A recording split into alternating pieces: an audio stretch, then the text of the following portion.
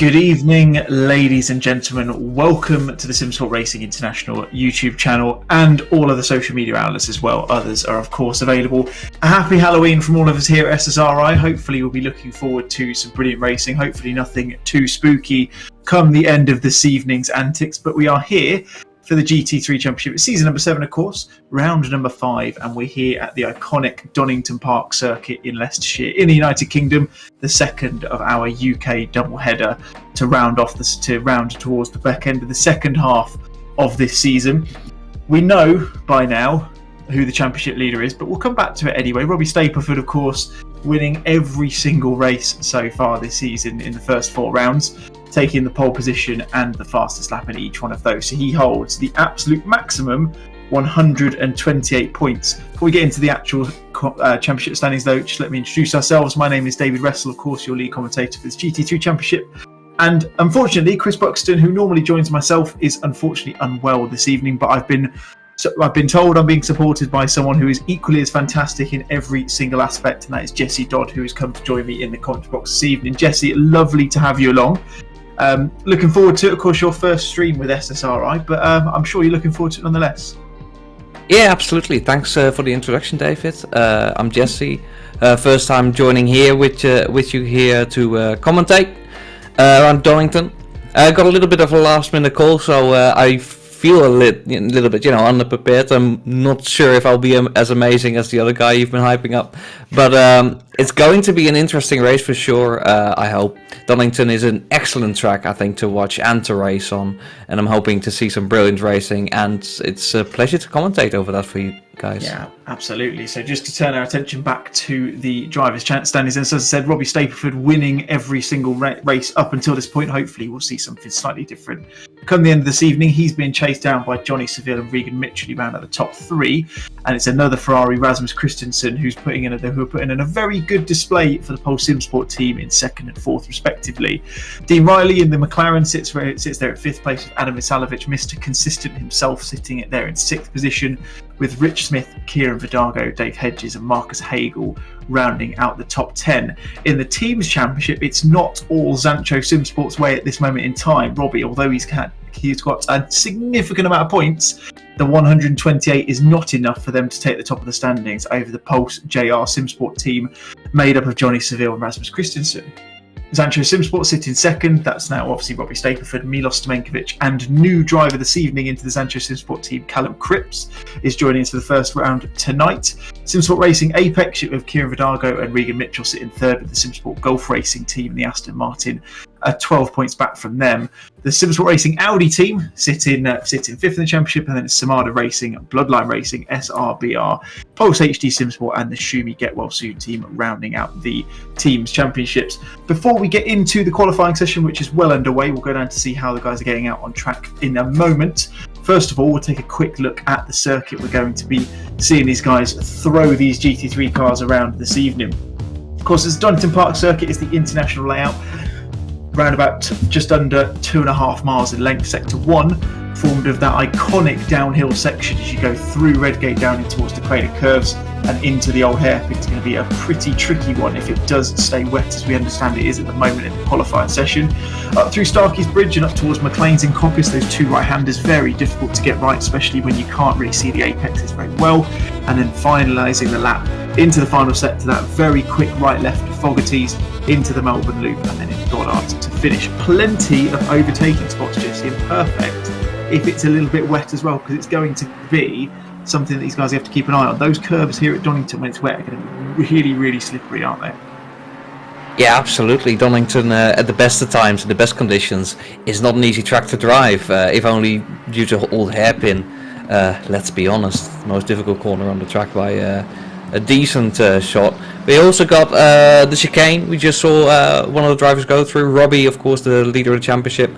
It take a lot of curbs there. Maybe that can catch you out. For these drivers, essential to get used to these conditions as quick as possible and make no mistakes, because they can be costly. Absolutely, yeah. You see Robbie Stapleford sitting at the top of the leaderboard at the moment as we see a mistake there from Zlatko Pavlovic in the Apex Predator machine. He had an interesting run out at Snetterton a couple of weeks ago, of course, was fighting very high up the grid and then just seemed to go a little bit kind of into no man's land with a bit of a strange strategy. Robbie Stapleford, though, sitting at top of the pile at the moment. It's looking like if it stays this way, it's going to be a 5th pole from 5 in this Simsport GT3 Championship so far. Staying Paspon, the only man in this championship who's elected to go for the lesser spotted Jaguar in that Denso liveried car, the 444 machine. Stain has a habit, I would say, of picking the lesser spotted cars. He likes to go for something a little bit different. I'm sure we'll see him in the Writer at some point in the next couple of seasons, but he's not had the strongest of showings, partly because that Jaguar is not exactly the easiest thing to handle. But with the rain coming down, it looks like it's going to be increasing. Nothing's going to get easier for them, is it, Jesse? It's going to be one of these where it's a bit of risk and reward. The track's not going to get drier, so it's just a case of get as much time out as you can and see what you can do. Yeah, driving in the rain is a completely different experience from in the dry. Not only just because it is slipperier, but the track constantly changes.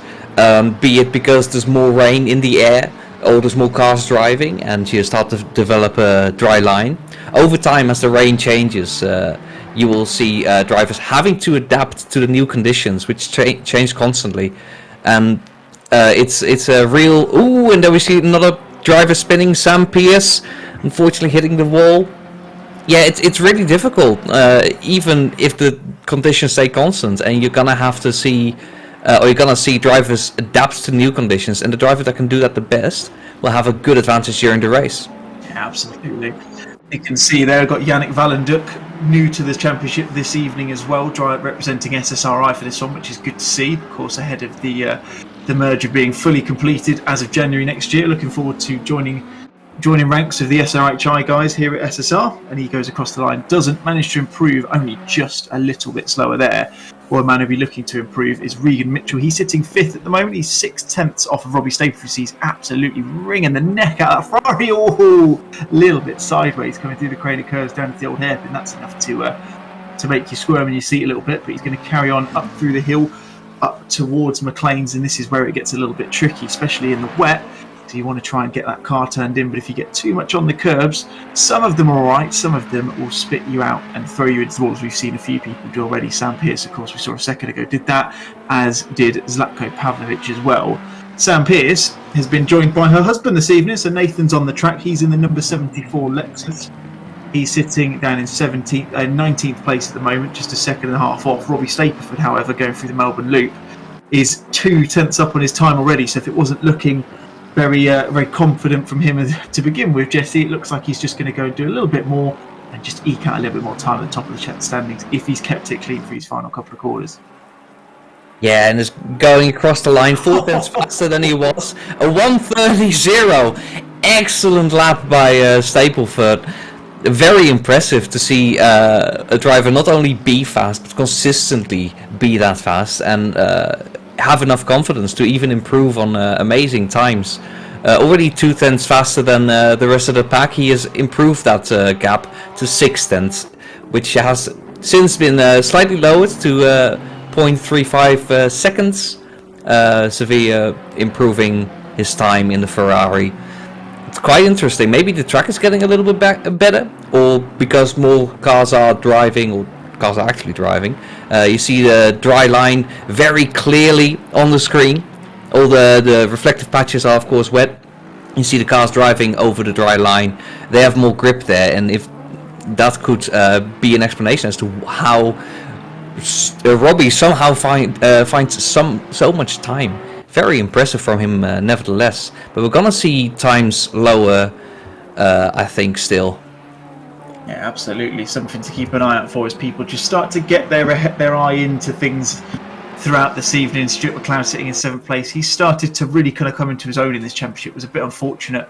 Snetterton a couple of weeks ago got caught up in a couple of incidents, but he certainly got the pace to stick around with those guys towards the top end of the grid. Monty Wilson, again, he's one of the other Ferraris. You can see a very Ferrari-laden top 10 as it stands. It's a track that does definitely suit the Ferrari. Monty is hearing as he goes through the Fogarty S's. He's 2 tenths up, so he's going to put himself right up into the top 6, you would think. If he gain another 10th or so, he'll be knocking on the door of Riga Mitchell and perhaps even Dean Riley. But apparently, as I say that, Curtis the commentator goes into the Melbourne Loop and loses all the time that we thought he had before, which is it's what you come to expect with these sorts of things, isn't it, at the end of the day. Wagner Marquez going through the Melbourne Loop, he's 1.4 seconds off, he's sitting in 11th. These times, Jesse, most likely you can account those to the rain, can't you? If it was in the dry, I'm sure we'd expect to see these times a lot closer, but it's just that kind of uncertainty you get with the wet, and I'm sure, like you said, we're going to start to see these times continue to go down, especially some of those in the middle part of the grid. You've got Chris Pinchbeck, Adam Misalovic to name a couple of them. I'm sure we'll start to see them throw themselves up the grid as they start to get used to it a bit more. Yeah, as you see, Nathan Pearce driving here. He's currently 4/10 up on his time. I think the track is generally improving, and we see people also get more confident with these conditions in their cars, and that results in improved lap time. So here he goes through the chicane towards the first of the two hairpins. It's quite interesting to see how this develops in the last 3 minutes, because this is where the best times will be set in these last dying minutes of the session. Okay, we're currently on board with Nathan then, going through the last hairpin. If he has a good exit, it's gonna be a really good lap. Let's see how good it is. Currently 1.9 seconds behind the leader, and improves by about half a second into 14th place. Excellent lap from Pearce. Yeah, he's done a fantastic job there. He's actually got he's got an identical time to Chris Pinchbeck in P14. Obviously, Chris sitting above Nathan, just courtesy of the fact he set the lap time earlier on in the session. I'm sure Chris, though, with no disrespect intended to Nathan at all, I'm sure Chris will be wanting to be a little bit higher up as Ash Coupland goes a little bit deep into the Melbourne Loop. Marcus Hagel looks to do a bit of grass cutting on the exit of the old hairpin. That's one of the Bentleys past. I think that is Nathan Pearce in the background there as well. He's sitting in 12th. Ash Coupland we're back on board with. He goes in towards Goddard's now. He's going to be starting another lap with just over 2 minutes left. Rain's still coming down, and it looks like it is due to get worse, so we will probably be expecting, as I see a Ferrari slipping and sliding out of the pit lane there. That was quite nice to see. And I've also noticed that Simon Wilkes and Monty Wilson have got identical lap times as well, so despite the fact we said they would probably be closer in the dry, Jesse, they're still putting some extremely similar lap times in. Yeah, well, you got to remember that everybody's slowed down equally by the same rain, so it is still quite interesting to see it, because you would expect that the differences get bigger because some people are better at dealing with the rain than others. But all these guys, very professional, they sort of keep their themselves close to each other, and we see between 5th and 19th place, everyone within a second of each other. That is mighty impressive from all of those drivers to have such great lap times, and of course that means we'll have a great race. Absolutely, of course, 90-minute races is always the case with the GT3 Championship here at SSRI. One mandatory pit stop, tyres must be changed, fuel is completely optional, but of course no one's going to run a full 90-minute race with one tank of fuel, so they're going to have to do something. Most of the time we expect to see them just split the race down the middle, 45 minutes either side, but sometimes it does allow them, because we have got that open pit window, it just allows them to add that little bit of strategic flexibility in there, just to kind of put the cat amongst the pigeons, or if you don't potentially get a good enough start and you get caught up in a couple of things, you're not limited to having to wait until a pit window to do that. So be interested to see how this plays out. Martin Dergala sitting down in 23rd. Just a quick mention in the chat to some of the people who are listening and watching in at the moment. If you are in the chat, then let us know if you're watching and who you're supporting for tonight's race as well. That'd be lovely to hear. You can see Sebastian Tolinera is watching from a hotel lobby with a nice glass of scotch, which is something that I'm a little bit envious of, although my poison is gin instead. He'd be watching Martin Dergala, of course, teammate of Sebastian, who's unable to make it this evening. Jean Pinchbeck, of course, she's supporting Pinchy, as is always the case. We'd love to see Jean in the chat. And then we've got Callum Cripps, who's suggesting he's an ACC rookie. I would believe you, Callum, if you weren't sat in 7th on the grid out of a grid of this quality. I think that might be a little bit of a tall tale as qualifying hits the end. So we've run out of time, so everyone who's on a lap now will be on their final tour of the circuit. Martin Dergala comes through Goddard's for the final time. We'll see what his time is going to be. Comes to the inside, just try and shorten that run to the line. 23rd, doesn't manage to improve, loses a couple of attempts towards the end there, and as a result sticks down there towards the back end of the grid. Robbie Stapleford, though, Jesse, we've seen it enough times. I know you've not commentated on any of the races up until now, but unsurprisingly, quite far and away ahead of everyone else on the grid, and he's going to be looking for a nice clean entry into the first couple of corners, isn't he? And he can just start to stretch his legs and do what he's really good at, which is, as you mentioned earlier, just pump in really consistent, really quick laps. Yeah, it's really a testament to just how comfortable he is with the sim. To be quick in the dry is one thing, to be able to hot lap like that, but to also do that in the wets so comfortably ahead of everyone else, and that is mighty impressive, and that's what we call confidence. And having that in the rain is extremely important, because knowing exactly how the car reacts, being able to react to that makes the difference. Absolutely, yeah. It's certainly showing the confidence that young man has got. Of course, he's got pretty much one hand on the trophy already for season 7. It will be his second championship win in a row. Of course, took the win in season 6 last time out as well. Not quite as comfortably, interestingly enough, but he certainly upped his game for season 7 and is certainly looking imperious to an extent coming into this evening's race. He did mention to us in the interviews at the race a couple of weeks ago at Snetterton, if he did have both hands on the trophy come this evening, he would potentially mix things up a bit and start a little bit further back as well, which I'd be very keen to see him do that when we go to Suzuka in a couple of weeks. Of course, yeah, like I said, unfortunately, this is the penultimate round of the championship. It feels like it's flown by, to be completely honest. We started off way back when, at the start of the season, well, it was 4 rounds ago, 6 weeks, 6 weeks ago now, amazingly. Back at Silverstone, of course, we then went to Paul Ricard a couple of weeks after that. We then tripped across to the Italian Riviera to go to Misano, and then, like I say, the start of our double header of the park circuits at Snetterton a couple of weeks ago, Donington tonight, and then we round things off at Suzuka in the land of the rising sun in a couple of weeks' time. As you can see, Jesse, exactly what we wanted to see, or at least what I wanted to see anyway. The track is extremely wet, it looks like, and from what we can see on that track status in the top right-hand corner, looks like it's going to get worse as well. Yes, and that of course introduces multiple problems for all the drivers, but least of which, what you don't have in qualifying but do have in the race, is visibility problems. Because these cars, as they are race cars, are going to throw up a lot of water, and the spray may make it very, very difficult to see what's going on ahead of you. So I'm hoping everyone squashes into the first turn, because they won't be able to see what's happening there. Robbie will have clear sight, and I'm sure with his confidence he'll drive away, barring any mistakes of him, of course, always possible. And then the rest will have to hope and pray they keep it clean.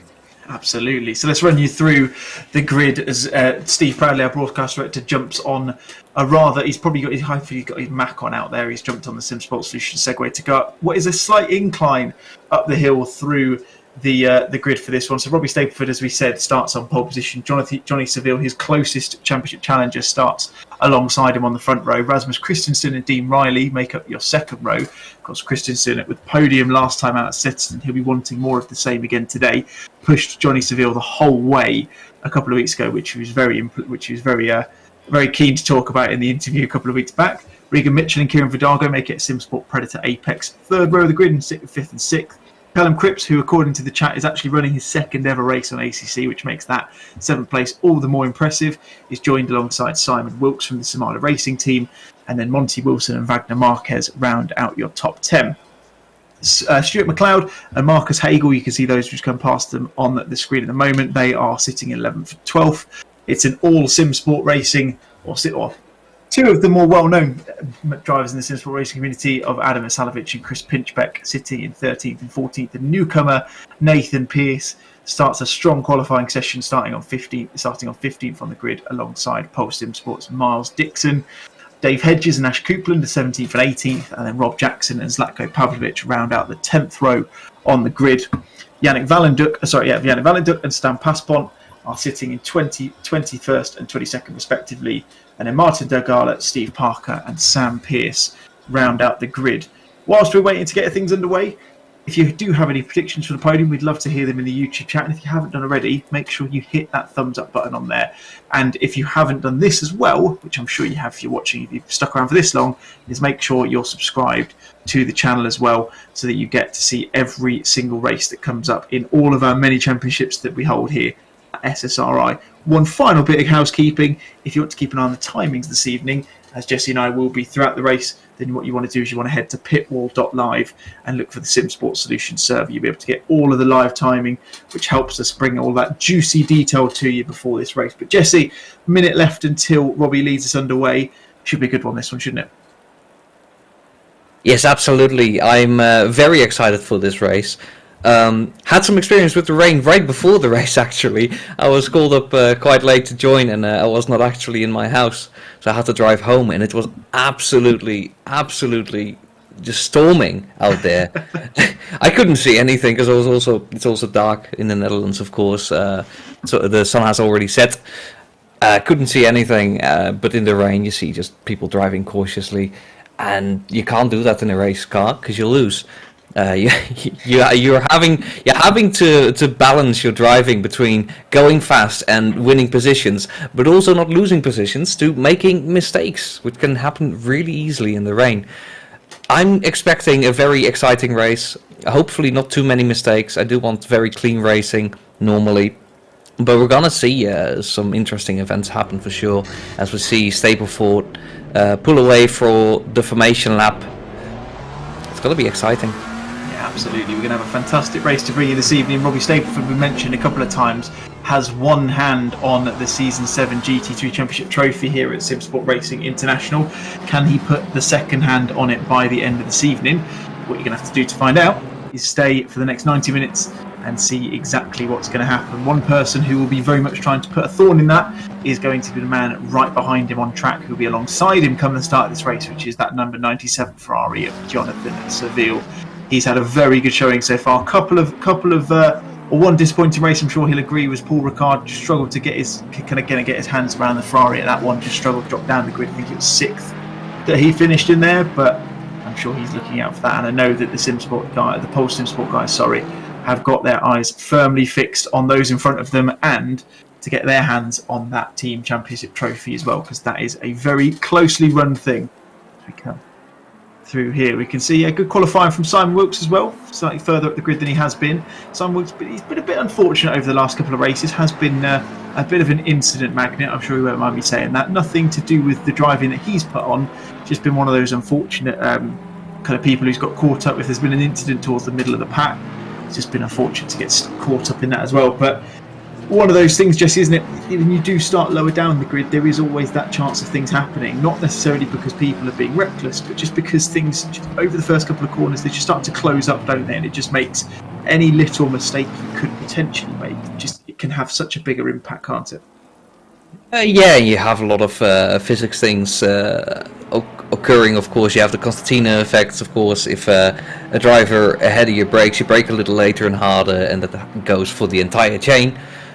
If there's moments like that where people have to react, then we're gonna see things like that. And normally you see it in ACC anyway during the formation lap, but then it's all fair because nobody can collide. And you'll have if somebody spins ahead of you and you're far down the grid, you're very likely to meet it. The only accidents Robbie will see, as long as he stays first, is his own at the start. So he's got it easy. The further back you are, the more complicated and difficult it becomes. You have to really be aware. You have to be hyper alert the whole start. And you have to keep it clean somehow. It's really interesting to see how these drivers will pull it off. I'm sure they'll try their best. I'm sure they will succeed for the most part. Let's see how the start goes. Absolutely. So Robbie Stapleford is going to lead us over the line for round 5 here at Donington Park in the Simsport Racing International GT3 Championship. The lights are green as they head down towards Redgate for the first time. Jonathan Seville's actually managed to get alongside Robbie Stapleford as a drive-through for Zlatko Pavlovic, but Seville's going to hang it around the outside, sideways from the Ferrari, the number 97 machine. It looks as though in the picture-in-picture everyone has managed to get through cleanly, and Robbie Stapleford was a very worried man there, going through the first couple of corners down towards the old hairpin for the first time. It's Stapleford from Seville, from Christensen, it's as you were in the top 3, and it seems to be, generally speaking, as you were down the rest of the grid as well. Simon Wilkes is trying to make up positions. He's not quite managed it. He's got Monty Wilson, I think that is, over his backside. And Zlatko Pavlovic, although he's got a drive-through, has made up a couple of positions himself. He'll be ruining the fact that he's managed to get that, but that might explain why he's managed to make a couple of positions over the first few corners. But for Robbie, that was very, very close, Jesse. It was almost a chance for him to relinquish the lead, which is not something he's ever had the displeasure of doing so far this season.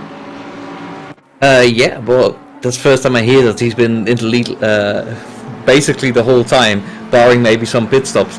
But yeah, very good challenge from Sevilla. When you're on the outside, of course, it's a little bit hard to really make it stick. But a good attempt, a little bit slidey, as is to be expected in the rain. And overall, a very clean start. I noticed on the radar only one driver dropping off, maybe a small mistake or collision. Oh, as we see some doors banging there, but no further incident there. Seems to be pretty clean so far, and quite impressive from these drivers. And let's see how the race develops now that they are starting to settle in their position. And surely some drivers will see how close they are. So the Ferraris very close to each other. They're gonna want to overtake. It's gonna be a little bit difficult in the rain. It's gonna be a little bit scary to follow through Old Hairpin, for instance. Let's see if they pull it off. You can see there Sam Pearce making a couple of positions. It looks like she's going to make one more as well. That's the number 94 machine. Didn't quite catch who that was who's done a bit of an excursion. I think that's Miles Dixon actually, who's dropped right the way down the field. He was up in towards the early teens on the grid up until that point, so he's dropped a little bit down. He's got Stain Passport for company very close behind him, and Stain just coming through the Old Hairpin just gets a little bit crossed up. And again, that Jaguar proving very difficult to keep a hold of. Ash Coupland is just sitting behind him as well. Pavlovic has served his drive-through penalty, so he is back out on track. He's a good 10 seconds behind these guys. But like you said, Jesse, it's kept fairly clean so far, and as a result, the grid is still quite compact. There's a few gaps here and there. I think the biggest one we're seeing is down towards the back entry seat. And advertising hoarding Sunoco are going to be very disappointed. Martin Dergala takes it with him for good measure, and Monty Wilson we can see is dropped down as well. It's like you say, generally speaking, it seems to be pretty clean. As that Simon Wilkes, looks like he's pointing the wrong way. I wonder if he were to get a replay and see what happened there. I wonder if he lost it on his own, or whether he got caught up in an incident. But top end of the grid, it looks like it's all staying as it needs to be, as Nathan Pearce looks to make a move down the inside of Wilkes. It looks like he's made the move stick.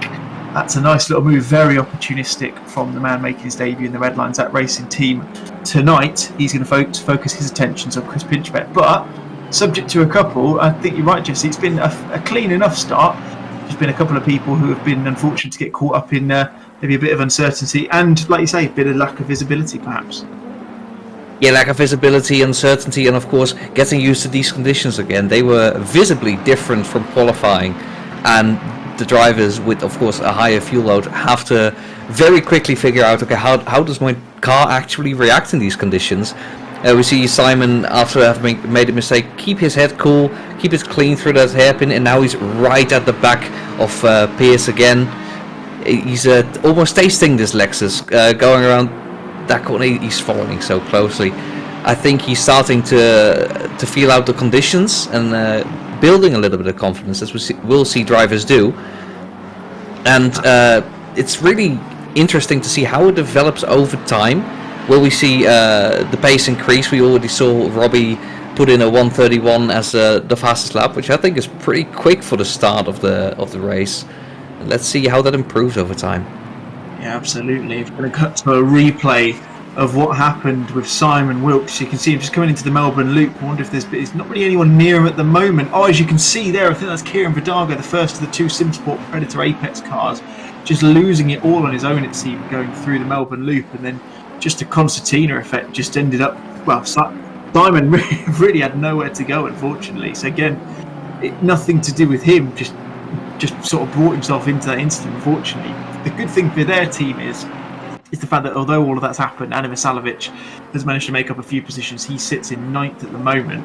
Monty Wilson was one of those who was caught up in that as well. He's dropped down. He's got a load of slipstream off the back of Dave Hedges down the crane of curves. Oh, a little bit sideways. Oh, there's another car off there.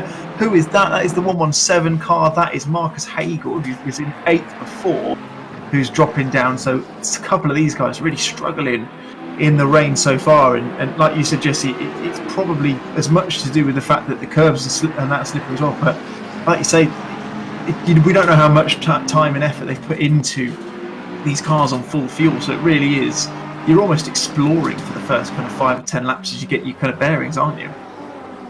Yeah, absolutely. But I'm sure they have put in a lot of time in these cars and at a high fuel, except for the guy, of course, that was new, I believe, Cripps, and still driving a P6, claiming he's a novice, doing absolutely amazing job so far, staying in P6. Oh, and OCC, a collision for 88. Unfortunately, taps the rear of the driver ahead of him, and of course a little bit of a chain collision. A couple of drivers taken out, only 3 I think involved. Otherwise, people got through that cleanly, and unfortunately mistakes like that was a little bit of aggressive driving, and you will see, well, once that happens, you're gonna have a collision, you lose so much time, and with such a packed field, you're gonna lose a lot of positions, and you're gonna have to make them up somehow. That's not easy in these conditions, and hopefully they won't be shaken too much, get the confidence right back, and hopefully they'll do well for the rest of this race and make up some positions again. Absolutely, you can see, I think that's Callum Cripps off on the inside there. We're going to cut to a replay. This is going to be the coming together. I think this is Marcus Hale coming down through the crane of curves, just catches that curb on the inside. You can see it looks like he's almost lost it going into that corner, and he managed to keep hold of it a little bit wide. You can imagine he's probably put foot to the floor on the outside curve on the AstroTurf. Goodness me, Simon Wilk to the proper code brown there, unbelievably managed to miss the stricken McLaren and Marcus Hagel somehow, as Callum Cripps goes very sideways through Coppice. It's not the way you want to take that corner, young man. You want to try and keep it straight as you possibly can. As we go into the Fogarty S's, this is where it was Steve Parker and Martin Dergala came together on the last lap, and like you said, Jesse, it just looked like Martin was behind. The timing chart suggested he was, at least, and maybe a shade of over-aggression, bit of impatience. If he'd just maybe tried to shade for the move and just backed out of it, and then could have got the move done to Melbourne Loop. But as a result, like I say, just kind of stuck along the outside, and unfortunately got caught up. I think it was Ash Coupland who got caught up in that as well. He seems to be the worst affected by them. Adam Isalovic now up into 7th place. Simon Wilkes is being pressured by Nathan Pearce, and Simon gets a little bit crossed up coming out of Redgate. As we come on to lap number 6, Nathan's going to try and hang it around the outside, do the crater curves. That's not where it's going to go. Do two into one. I'm going to go there. Luckily, Nathan just, I wouldn't say backed out of it as such. He just kind of slightly let off and just carried on with the move. But it looks like he's going to try and shape it up somewhere else around the lap. It looks like now, Jesse, that Simon's become a bit of a cork in the bottle to an extent.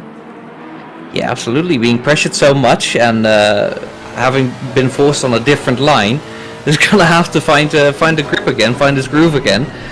With so much pressure behind you, you're bound to make a couple of mistakes, slow down a little bit, and we see a massive train starting to develop. 5 cars in it right now, more to come. It's going to be quite a battle here, and I would like to publicly apologize to Callum for cursing him earlier. I was talking about him immediately causing him to make a mistake. Yes, I did cause it. That's not superstition. That's actually how it works. Really interesting to see if Wilkes can hold on to this. There's a lot of pressure from behind. As we saw his earlier incident, I believe it was him. Well, wasn't entirely due to his fault, but surely it's shaken him a little bit. Hoping he has the confidence to hold on to this. Absolutely, you're going to have to keep a very composed persona in the driving seat of that number 5 Simsport Racing Ferrari, because look at the train he's got behind him. You'd argue that's all the way down to Marcus Hagel in 15th, I would suggest. So it's quite a big train as he goes very wide through Redgate, gets on the curb, gets very, very sideways, just about managed to hold on. He fortunately managed to gain a little bit of time going through the final sector over Nathan Pearce, just about managed to carry on. Monty Wilson in the background trying to make a move on back to Marquez. On that way that transition came through, made it look like someone was going backwards, but they're not. It's all good. We're all pointing in the right direction. Nathan Pearce, we're looking from the top of his car at the moment, looking back to the SRBR Aston Martin of Wagner Marquez. He's been in the wars in a couple of races so far this season. He'll be looking to avoid that. Oh, just chops off the nose of Monty Wilson, gives him a chance to go around the outside of Coppice. Ringside seats here from the back of Nathan Pearce's Lexus as Monty Wilson gets slightly out of shape coming out of Coppice and doesn't get the chance to make the move. He's going to have to try again and go for another move later on in the lap. He's just going to sit behind in the S's. That's a bit of an interesting line from Nathan Pearce. Just looked like he took a couple of different bites of the cherry to get into the first apex. And you can see there Wagner Marquez covering the inside. He doesn't want to let anything through here. And he's in that, that's very close, going into the Melbourne Loop. He's in that awkward position, isn't he, Jesse, where he wants to try and make the move on Nathan Pearce, but he's got a car so close behind him. He's got to make such the perfect move. Otherwise, he's at risk of losing the position to the cut, to one, maybe even 3 or 4 cars behind him as well, isn't it? Yeah, well, if you look at the timing board on the side, we can see that a lot of drivers are within a second of each other in this train.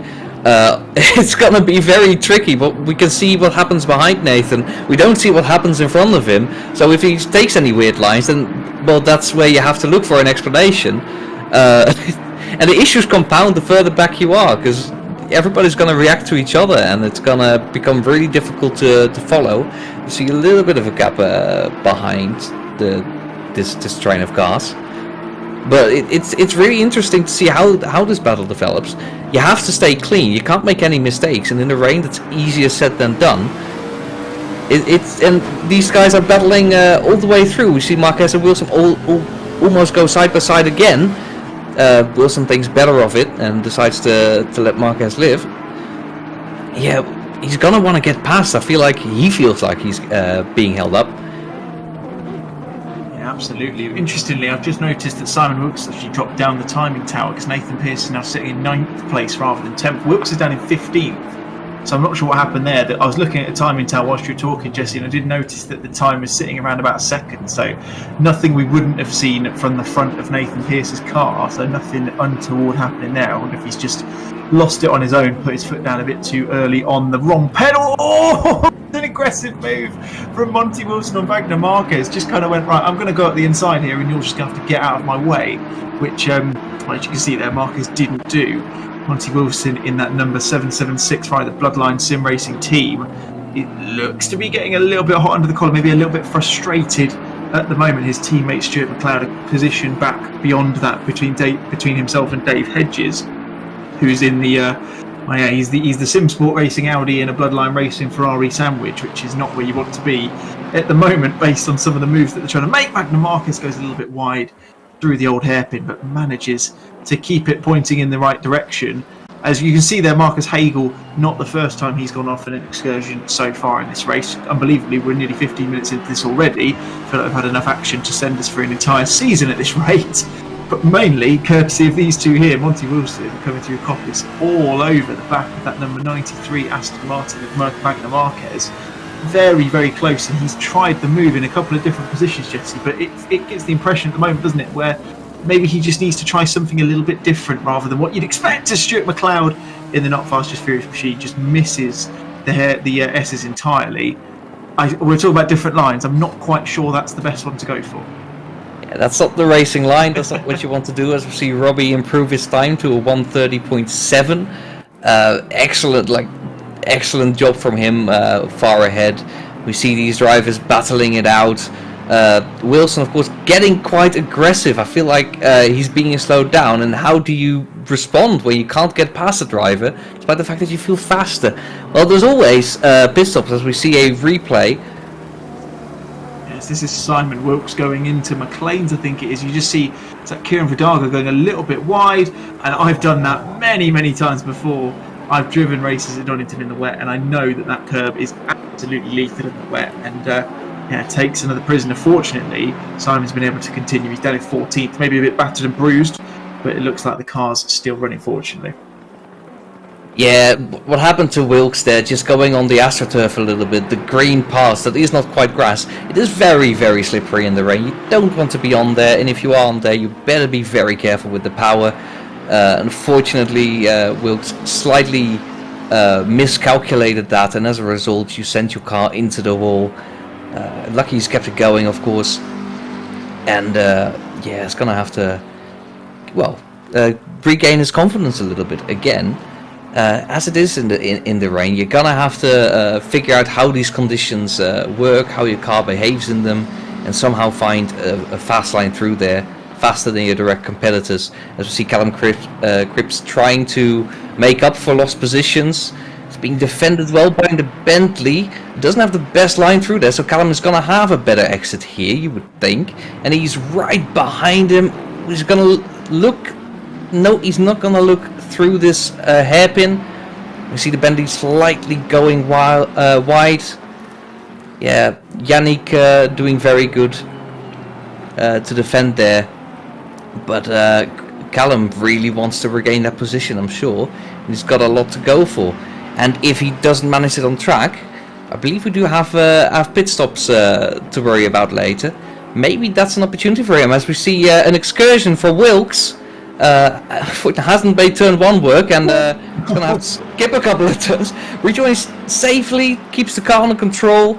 Well, loses positions to that, but that's good driving standards from him, as we have seen throughout this race. Trying to avoid making incidents happen. It's very good driving, and you see Cripps completely avoiding the AstroTurf there. Try to keep the car stable. Yeah, absolutely. We cut to a replay. This is Marcus Hagel and Ash Coupland. I noticed Marcus Hagel was in the pits now, so as they come through, I think that's Plains again. As they come through, Ash Coupland just, it's Coppis rather. I know it is McLean's, but yeah, just gives him a shift, and that's a bit naughty from the two. Circa, I'm getting the feeling that's a bit Vettel Hamilton from Azerbaijan a few years ago. It looked like they're on the formation and under safety car conditions. He just goes for it. Come back to that in a second. Callum Cripps looks for the move down the inside into the Melbourne loop on Yannick Valenduk. Looks to get the move done. Yannick's going to get the cut back. Looks like he's going to get a good exit. But he's going to be towards the outside going into Goddard. So Cripps is going to get the move done really nicely. Real good racecraft from the number 22 car. First race for Sancho Simsport. Sam Pearce, unfortunately, she's been in the wars as well. She's dropping back down. She's actually got Rasmus Christensen as who's putting a lap on her at the moment. You can see that's Dean Riley in the background as well. But just going back to that replay we saw between Ash Coupland and Marcus Hagel, it just looked like, I mean, I don't know how Ash managed to go into the back of Marcus anyway, but that last bit just looked a little bit over aggressive, maybe a touch of frustration just bubbling over there as they went into that second corner of the replay. Yeah, driving in the rain can be very tense. These cars aren't always stable, and if people aren't used to the conditions, any small mistake is gonna feel like an offense, essentially. So I'm sure there was I wouldn't say the crash was intentional, but uncompromising is the word. He didn't want to just let him by, and he wanted to keep challenging as much as he could. So he stuck it on the inside, and unfortunately that didn't pay off. And then you see a crash happen. It's unfortunate, but let's hope they find the composure again to keep going. Believe we see a comparison here between the 69 car and the number 2 car of Riley and Mitchell, opposite of respectively. And we see Dean losing out a little bit, if I read that correctly. Yes, I do. So Regan, I'm having to figure this out as I go. Regan catching up, and actually right now only a second behind Riley. We're going to see a battle develop there. It's going to be interesting to see who has the better confidence, the better pace, and see if a pass can work, which we haven't. So far, I've seen a lot of cars get really close to each other, threatening to overtake. Callum makes it work, but most of the time, they seem to stay behind each other for a long time. Yeah, absolutely. One person who hasn't need to make any overtakes so far is this man on your screen, Robbie Stapleford. So, of course, under a little bit of pressure as they went into Redgate for the first time at the start of the race, but 13 laps later, or 12 and 3/4, you would argue it's pretty much 13. He's still sitting pretty at the front. He's got Johnny Seville 3.5 seconds behind, so he's not exactly gapping the field as you'd normally expect him to do, but he is still a noticeable amount quicker than anyone else on the track. On the last lap alone, he put in a 1:30.0 compared to Johnny Seville doing a 1:30.6 and Christensen doing the same as well. So, and there you go. Pulls in another fantastic lap. Fast lap of the race is a 1:30.6 as Wagner Marquez. Very late move. Really nice if it works, but it doesn't quite. And Nathan Pearce manages to get back. Really, really well worked there. Just almost lulled Marquez into that position to go for the dive.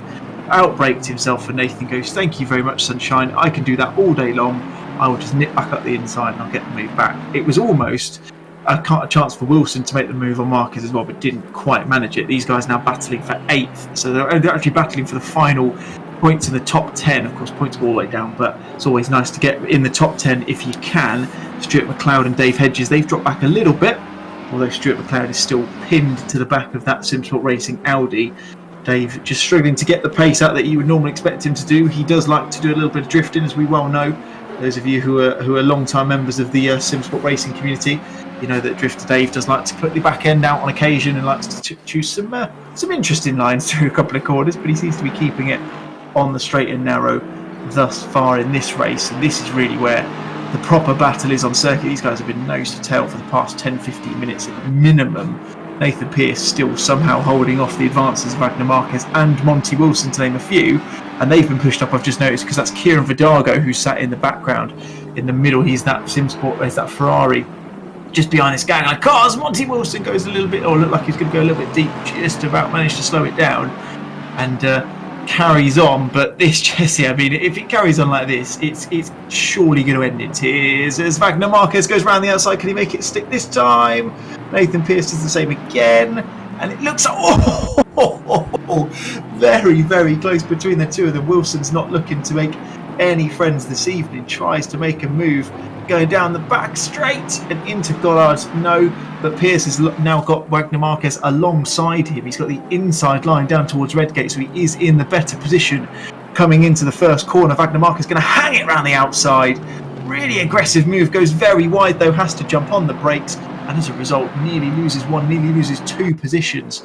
As a result, Vidago trying to go around the outside in what looks like a very battered and bruised Simsport Racing Ferrari. Goes down the inside of the crater curve, switch to the outside for the old hairpin. Can he make the move, stick around the outside? Oh, it's very close, a bit of contact, and that was going to happen. Wagner Marquez, unfortunately, the recipient of an incident there, just catching the inside of Kieran Vidago. And funnily enough, Jesse, I was about to say, I kind of feel like I don't need to ask you now, but it did feel like the way that was going, it was going to end in tears. Absolutely. You see Marquez just be side by side 1 minute, uncompromising again, doesn't want to make up or like give up the position, but you can see how quickly once you make a mistake you can start dropping positions, and it goes fast. Spinning once at all hairpin can lose you a couple of positions, as I'm sure he's found out now. Is he gonna change his driving though? He's quite aggressive by nature, as we could see. Pearce, of course, being very experienced, not bothered most of the time, would let him pass and just switch back. Excellent driving from him.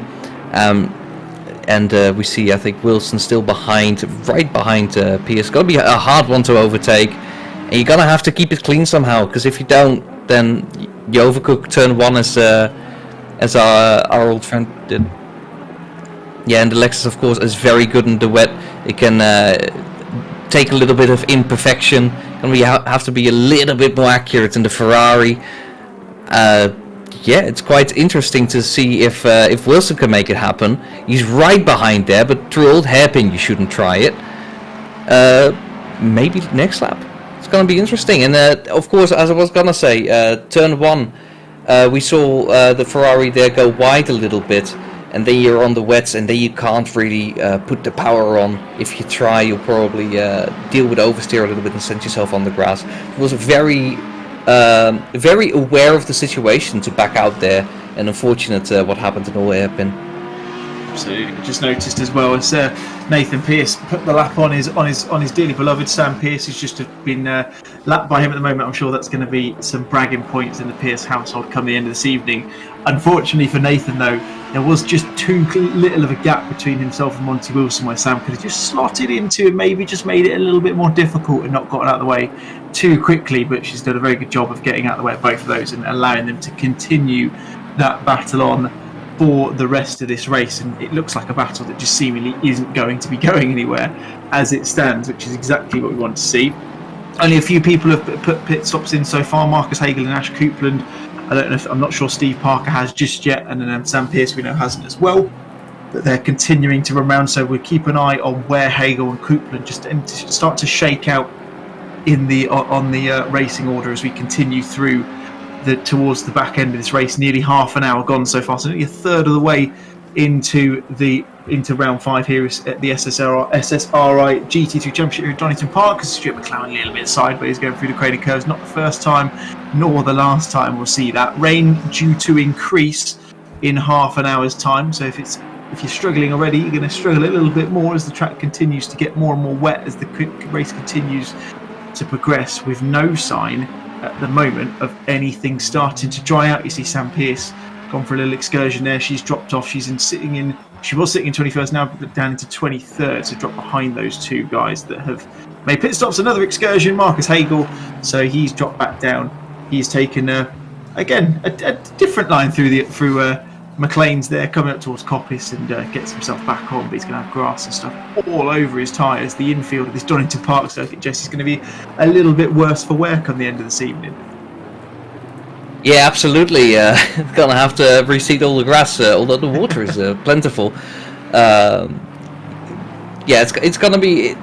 Keeping the car on track here is actually really difficult. It is in the dry, and we see in the wet people making mistakes, being caught out by wet patches, the rain in general, maybe just driving in dirty air for the drivers and having to deal with many varying conditions. We do see a dry line developing. If you're in there, you're happy. Once you're out there, the whole handling of your car changes. So if you're battling, you're more prone to make a mistake there. We see Wilson right behind the Lexus again. It's going to be really difficult to overtake. You're going to have to let go of that dry line at some point. You're going to have the confidence that your car will stick if you want to overtake. And if that doesn't happen, we see right behind McLeod, really close. I think side by side with Fidago a moment ago. Oh, he takes all of the AstroTurf, but that slows you down because you can't get on the power. The side by side now, and McLeod thinks better of it. Doesn't really go for around the outside there. Lets him live, and of course we saw what happens if you overcommit. So very thoughtful of him there. Smart driving. Wilson having a good exit through those chicanes. A good run there on Pearce. Is gonna look to the inside, but Pearce very good at defending. And we see McLeod ahead of Vidago. Very nice overtake. Brilliantly done. Excellent run through the chicane, I'm sure, and is now ahead and might catch up to the pack ahead. Yeah, Stuart McLeod continuing to make his way up the field. Got past Dave Hedges, now got past Kieran Vidago as well. So that's Marcus Hagel in the pit lane, so I'm not sure if he's had any more damage after that excursion. We seem to have lost Wagner Marquez as well, I believe. Can't see him sitting anywhere on the timing chart, so I wonder if he's had to retire the car. He's getting caught up in a few little incidents here and there. Monty Wilson still all over the back of Nathan Pearce, and as Jesse mentioned a second ago, just needs to start to use that line as Nathan Pearce goes wide for the old hairpin. Manages to make the move as easy as you like. We're talking about the fact that Monty was going to need to use some of the other lines that are available on this Donington Park circuit. Didn't need to, because Nathan Pearce practically opened the door and said, "Thank you very much, off you go. I'll let you carry on into the sunset and into 8th place." Big move from Monty Wilson. He did look like he had the pace on Nathan Pearce, just couldn't get enough of a differential to make the move, but he's done that now, so we'll see. Keep a very keen eye on that delta just to see. You can see the gap already forming between the two, and we need to see whether Pearce is going to drop back into the clutches of McLeod and Vidago and co sitting behind, and it's starting to fashion out some little gaps here and there. We can see Pavlovich has come into the pits. We can see Sam Pearce, she's come in for her pit stop as well. Marcus Hagel looks like he's going to retire the car because he's been in the pit lane for quite a while now. As you can see, Stuart McLeod just not quite gaining too much time. On the last 3 laps, he's lost circa 2.5 tenths or so to Nathan Pearce in front, and that's of course with Pearce making the mistakes and having the battles with Monty Wilson that he has done. See that now, but you see lost there a 1.5 seconds on that lap alone, so he's got to be careful, really got to get himself back into the swing of things. He's lost the position, needs to focus, reassert himself and carry on towards the back end of this race as we continue through, just about ready to hit the half-an-hour mark. As it stands, Robbie Stapleford leads the way. Johnny Seville 5 seconds adrift of the championship leader at the moment, with Rasmus Christensen, who sits Another further 5 seconds behind. Dean Riley being closed down by Regan Mitchell in 4th and 5th. And Adam Misalovic has had a fantastic start to this race, all the way from 15th up into 6th. Fantastic start to the race from him. He's being closely followed by just over a second from Chris Pinchbeck. You can just see on your screen. They have been nose to tail this entire race. They've practically followed each other up the grid, which you love to see. Monty Wilson, Nathan Pearce and Stuart McLeod round out your top 10. And there's still plenty of battling here to come, Jesse. It'll be interesting to see when we start to see these pit stops happen. We've seen a few people. I think a couple of those have probably been born out of some of the incidents they've been caught up in, just some excursions here and there, just to try and get some kind of confidence back into the car. But it'll be interesting to see where some of these guys start to run out, because, like I say, we know the rain's increasing. It's going to be increasing in half an hour. Do they then leave it that late and they just then try and go a little bit later and just change up the pressures in the tyres to make them a little bit better for when it gets a little bit more wet? Or do they make the move now and see how they get on? But I mean, look at the times that are coming in. It's Robbie Stapleford running lap after lap after lap of absolute consistency as Adam Misalovic goes a little bit wide coming out of Redgate. But yeah, just if you're in the position of these guys, you see that rain, it's half an hour away from getting it. We can only imagine is even worse. Would you potentially leave that and wait until that rain comes in if you can, or would you just try and just get that out of the way, get your pit stop done, and just try and run to the end of the race? I'm gonna give the most annoying answer possibly here. It depends. It really depends on your situation. If you have damage, you probably want to repair it and gamble that the rain, while it will be worse, it won't be so bad that your tires stop working and that your pressures are wrong. Oh, and we see Steve Parker here having a bit of an excursion. I think just overcooking old hairpin a little bit. I think that's where we are. Yeah, and he's trying to let people pass, keep it clean, and just go on his way. Still has to do his pit stop. He's going to drop back a little bit, has to regain his confidence. Might be a good time for him to go in box. And for drivers that are further ahead, like Robbie even, you probably want to stop as late as possible to avoid getting into traffic and having to fight for position where you don't want it. You're going to drop back quite far, so if you're the last to pit, you're not going to lose any positions you wouldn't have otherwise. You're not going to have to fight for a position that doesn't really matter to you. So you probably want to leave it late anyway, and if they're paying attention to how the weather will develop, I can see some people just boxing the last right after the 30-minute mark is hit, and just refuel just enough, get the tire pressures perfectly, and then do a sprint until the end of the race. Absolutely. You see Stuart McLeod makes the move on Nathan Pearce coming down towards the crane of curves. Nathan just losing a little bit of time coming out of Redgate. I wonder if he got a little bit crossed up coming out of that first corner, and as a result, 9th place to Stuart McLeod in the Not Fast, Just Furious machine. Brilliant team name if ever I've seen one. That's going to give Kieran Vidago impetus to really try and put the squeeze on. You saw how close he was coming out of the old hairpin. He still maintained that gap as they come up towards McLean's and up into Coppice. That really difficult corner, the apex is right on the crest of the hill, so it's really difficult to get that right, and it's so difficult. You can see there, look at Kieran in the cockpit of that Ferrari just seesawing the wheel, trying to get some sort of traction, because it's one of those you want to try and get the best exit possible with the run down towards the S's and into the Melbourne Loop, but it's so difficult in the wet because the car just doesn't want to stick. But he's managed to not necessarily lose too much time to the Lexus in front of him appears. He's just managing to keep that gap fairly consistent. There's Rob Jackson in that beautiful Martini liveried Aston Martin, and there's Steve Parker who's off on the gravel as well. I wonder if there was a coming together between those two, but we'll return our focus to the battle for 9th position. You can see Monty Wilson's checked out in front, so he definitely did have the pace to burn at this moment in time, which he'll be pleased about, the fact that he's managed to get past the Lexus there. You can see Zlatko Pavlovic, he's just come out of the pits. I'm not sure why he's pit again, because he'd already pitted once, so looking to do another excursion through there. Maybe forgot to refuel or something like that. Who knows? We'll never know. As you see there, Regan Mitchell all over the back of Dean Riley, coming through Coppice onto the back straight, really going to try to make the move. And again, this is one of those, isn't it, Jesse, where they've been quite close for a while. The gap's been kind of to and fro underneath that second mark, but Regan's going to have to do something a little bit different here to try and make the move, isn't he? Because that McLaren, we know it's quick in a straight line. We know it's good in those kind of higher downforce corners. But Regan's a wily old character. I think there's potentially the chance of making the move, but he's not. He's going to have to try something a little bit different, isn't he? Yeah, absolutely. Been behind the car so long, you get used to seeing the back. And we see Jackson, the Martini liveried car. He was off the track a moment ago. We see him pull side by side with another car. He goes a little bit wide, loses control, and unfortunately that sends him into the 44 car. Unfortunate accident there. It's small mistakes like that in the rain that can really lose a lot of time. It's a treacherous track, and once you go on the grass, your car can be completely out of control. It can just be a wheel or even half a wheel. Really unfortunate there. Back to Regan Mitchell then, currently sitting in P5, having smelled the McLaren ahead of him for quite a while now. And it's now going to be a case of who's going to blink first. Is he going to pop into the pits just to gamble on overtaking if he gets a couple of laps in? Or does he think it's too risky with the range set to increase, as we've talked about?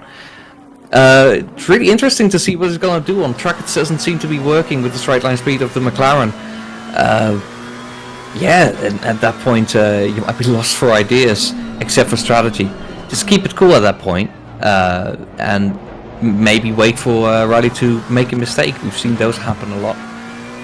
Yeah, absolutely. Like I said, Regan Mitchell's a wily character. He knows, I've raced against him a number of times now, he knows the best chance to make a move, and he normally makes them stick. So I've got full faith in the fact that he's going to make a chance, get at least manufacture himself a chance to get up into fourth position. But Dean Riley's running a very good race so far. Best lap of a 1:31.1. Last lap was 1:31.3. So really sticking in some good lap times up until now. And like you said, Jesse, it just seems like Regan's either got to try and make the move, or potentially just like you say, just kind of not necessarily call it quits, but just go for the strategic play and just see if he can get onto some fresh rubber.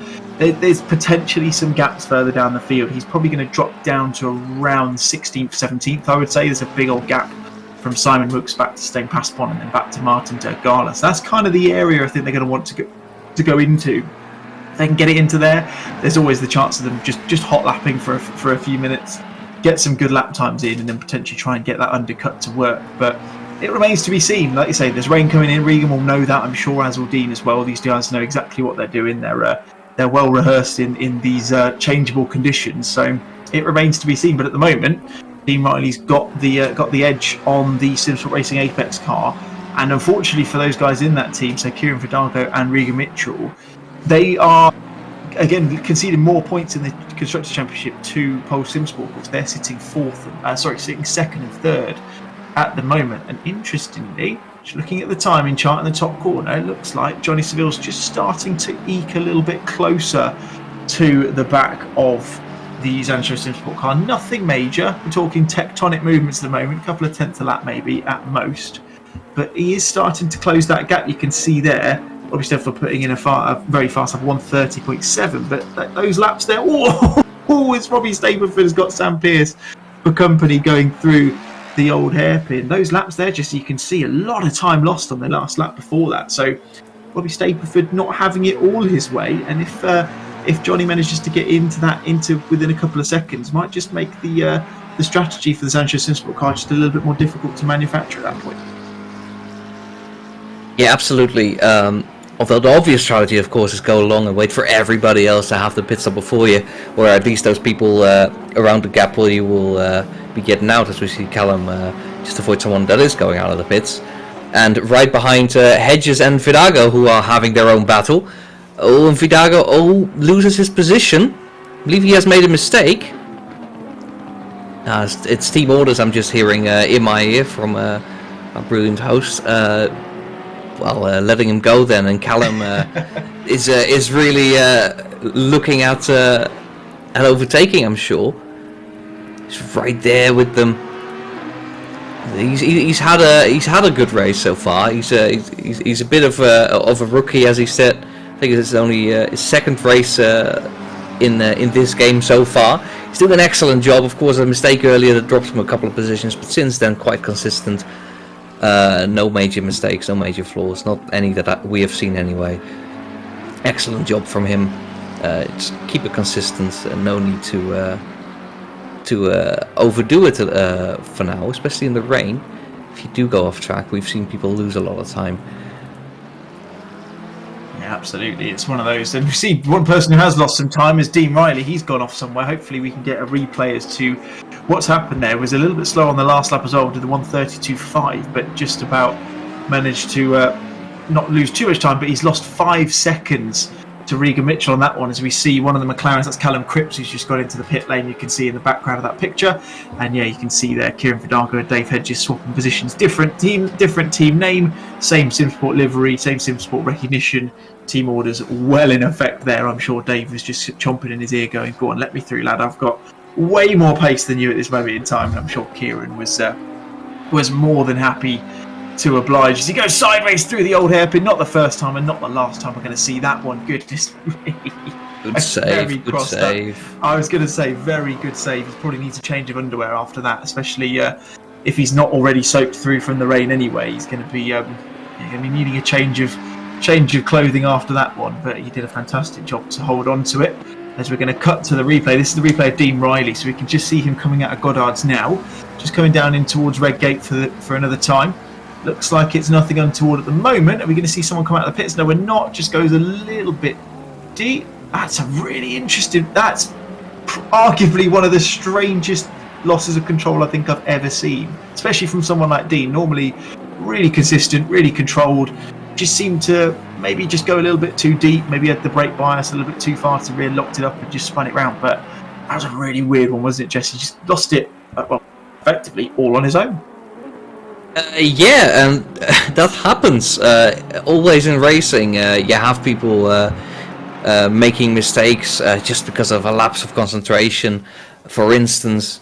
But then with the rain compacting issues even further, maybe he was just a little bit late on the brakes and they try to overcompensate, and that can be a result. I'm sure he's adjusting his brake bias. I see Monty taking it to the grass as well through old hairpin. Seems like the cars are losing a little bit of grip. Tyres, of course, are getting a little bit older, and they're all thinking about pitting, I'm sure. And we're nearing the halfway mark, only 2.5 minutes away from that. We're gonna see cars diving in then. Monty Wilson recovering quite well from that small excursion. Seeing cars catch their mistakes quite well, and that's as important as not making mistakes almost, because mistakes are going to happen. There's nobody, not even Robbie, that will drive 90 minutes entirely cleanly without any mistakes whatsoever.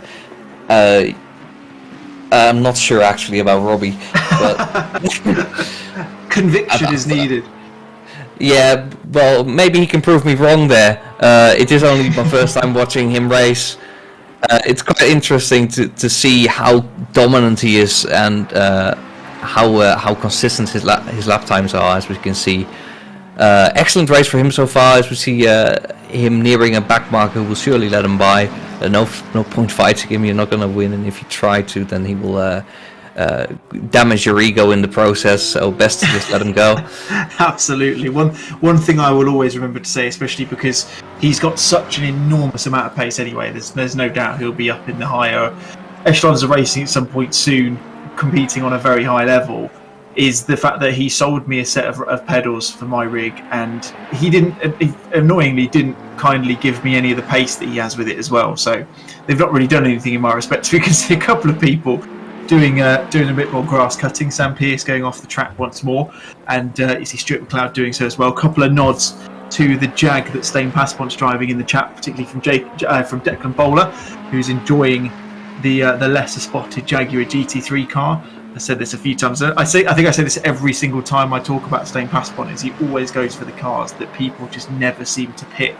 He likes the Maserati in the GT4 class, and he's in the Jag here, and I'm convinced we'll see him in something else a little bit different. Maybe the Aston Martin V12, or maybe even the Writer at some point in seasons in the future as well. Doesn't necessarily mean he's towards the top end of the grid. He's a pretty fast guy, so I'm sure if he was in something different, he'd be fighting towards the top end of that grid as well. But I know that with some of these things, it can be more fun to do it that way and give yourself a little bit of a challenge as well. So yeah, good to see him doing that. But 13th for the moment. Of course, he's not made a pit stop, so he's still got a few positions to drop when he does do that. But he's doing a good job so far, and is certainly keeping that on the black stuff. I mean, obviously being a British car, the Jag's going to be used to a lot of rain. You can see Asalovic in the pits as well, so he's one of the top drivers. Dean Riley, we've seen his pit already, so he's the top man of all the cars so far that have pit, and we'll see where he comes out. Reference to Adam Asalovic. There was quite a big gap between them before the pit stop phase. See whether Dean's managed to hold on to that gap or not, as we see him tumble down the timing chart, and that leaves Chris Pinchbeck a chance to go up into 5th position. Nathan Pearce sitting in 6th, Stuart McLeod, Dave Hedges, Vidago and Yannick Valenduk rounding out the top 10 as we just tip over the halfway point in this race. It's definitely not getting any drivers at Jesse, but it does seem to an extent that the majority of people are starting to get their head around the conditions a little bit, as we see Adam Asalovic comes out in the worst possible position, which is behind that Jaguar of Stein Passport. But it seems, generally speaking, for the most part, people are starting to get used to conditions at the moment. That is, I think, true for the most part. But we have seen a couple of mistakes at all hairpin quite conspicuously, or suspiciously, I should say, at this point in the race. I'm thinking maybe the track conditions are getting slightly worse, or that people are just struggling with worn tyres in these conditions. As we see a comparison between David and Kieran, doesn't seem to be much in between them, but Kieran keeping up, of course, looking to the inside, there's nothing there. It's going to be difficult for him to overtake. We've seen drivers just catch up to other drivers, and having to deal with the dirty air for several laps after one another. We see, I see that Robbie has pitted now and only emerges in 3rd, it seems. I think he's already out of the pits. I'm not exactly sure how the UI in ACC treats that. He's out of the pits, so you can see Chris Pinchbeck just coming in. Well, he's in the pits at the moment. Adam Asalovic coming through Goddard's now. Can we see if Pinchy can jump Asalovic through the pit lane? He's very close towards the back end of it, so it'll be interesting to see Passpont in the background goes into the pits. Going to be very close between the two, but just about. Asalovic manages to hold on to the position. Pinchy just not quite getting out off the pit limiter early enough. And yeah, just to confirm, if any of you who are watching the timer chart on the left-hand side, if they've got the orange number 1 next to them, that means they haven't yet completed their mandatory pit stop. If the P is next to them, then they're in the pits at the moment, as is Stein Passpont. Once that orange turns to green, that means they've dropped off the jacks and they've done their mandatory pit stop. But as soon as the P disappears completely, they've done their stop and they're back out into racing conditions once more. Kieran Vidago, one of those who's yet to stop at the moment, he was up towards the top end of the grid, of course qualified 5th and 6th between him and his teammate Regan Mitchell earlier on in the race. Didn't quite end up well for him up until this point. Dropping down, he goes into the pit lane. Now that releases, I think that's Johnny Seville who's just behind him, and Callum Cripps is all over the back of Yannick Valenduk. Goes for the mover to the inside. McLean's really late, really audacious move from the McLaren driver, the number 22. You wouldn't believe it was only his 2nd race in ACC ever when you're making moves like that. That was a lovely little move from that man. Nathan Pearce, he's come into the pits. I was wondering whether he might just carry on, wait until Rasmus Christensen pit, and then just say to his wife at the end of the race, I did lead a lap of it. I swear to you, I led a lap of the race. Would have been quite interesting, but elected to carry on for now. And that gives Rasmus Christensen, or it keeps Rasmus Christensen rather, in the lead. But of course, as we know, once he pits, Robbie Stapleford will inherit that, as Yannick Valenduk just gets a little bit out of shape on the brakes going into the Melbourne Loop, and just about manages to avoid the back of Callum Cripps, who, as you mentioned, Jesse, is continuing to march his way back up the field. He's got a few seconds ahead between him and Monty Wilson, but if he carries on the way he's going, he will be getting back towards that top 10. Yeah, if we asked you to name the least experienced driver on the grid, you would not say Callum, because he's putting in an absolute amazing race so far. The McLaren being a mid-engine car, maybe not the best in the rain, but he's doing a great job, even in these difficult and changeable conditions in a game that is quite unfamiliar to him, going through all the hairpin and using all of the track hand a little bit more and keeping it all stable. Excellent job from him. We see the last of the front runners going into the pits. Christensen currently driving out, and Hedges driving in the 88 Audi. Stapleford about to regain the lead then for sure. I believe he has just done that. He's going through Old Hairpin, and that means he's passed the pits by a long mile. And as we wait for ACC to catch up in terms of the UI, he has regained the lead and a 6-second gap behind him. If he keeps it clean, and I've said it's impossible to be completely clean for 90 minutes. If he makes it, then that's very impressive from him. But he doesn't need to push so hard, so he can just relax a little bit, manage the gap, and comfortably race this or finish this race in P1. Absolutely. I know that there's one thing though that Robbie Stapleford will not do, and that is lose any form of commitment and any form of pace. He seems to be capable of, no matter how much he continues and how much kind of lack of pressure is on him, he still puts in lap after lap of searing pace. As you've seen, whenever broadcaster Steve Proudie's popped up the timings on the screen, you've just seen that imperious consistency that our reigning champion holds. And as it stands, of course, all of these results, as they always are in the SSRI GT3 Championship, are subject to approval from any steward inquiries, although I don't think we're going to see too many this evening, as we see Stuart McLeod comes into the pits for what is the second time, which is a little bit odd. So just Steve Parker on the grid, who's yet to pit. As we see coming out of the pit lane, this is Stuart McLeod coming out of the pit lane. Stops to let, I think that's Monty Wilson, go through there, going into Redgate, and just so much understeer. It's almost as if, I wonder if this might have been the case, almost as if he's put dry tyres on, is my gut feeling there, because he had absolutely no turning whatsoever at that point. Very, very strange, and that's the only thing I could attribute that to, and that's probably explaining why he's gone so slowly round this lap. Even the helicopter cam, look, you can see how much it's having to wobble to and fro to keep the fact he's actually not really going that fast.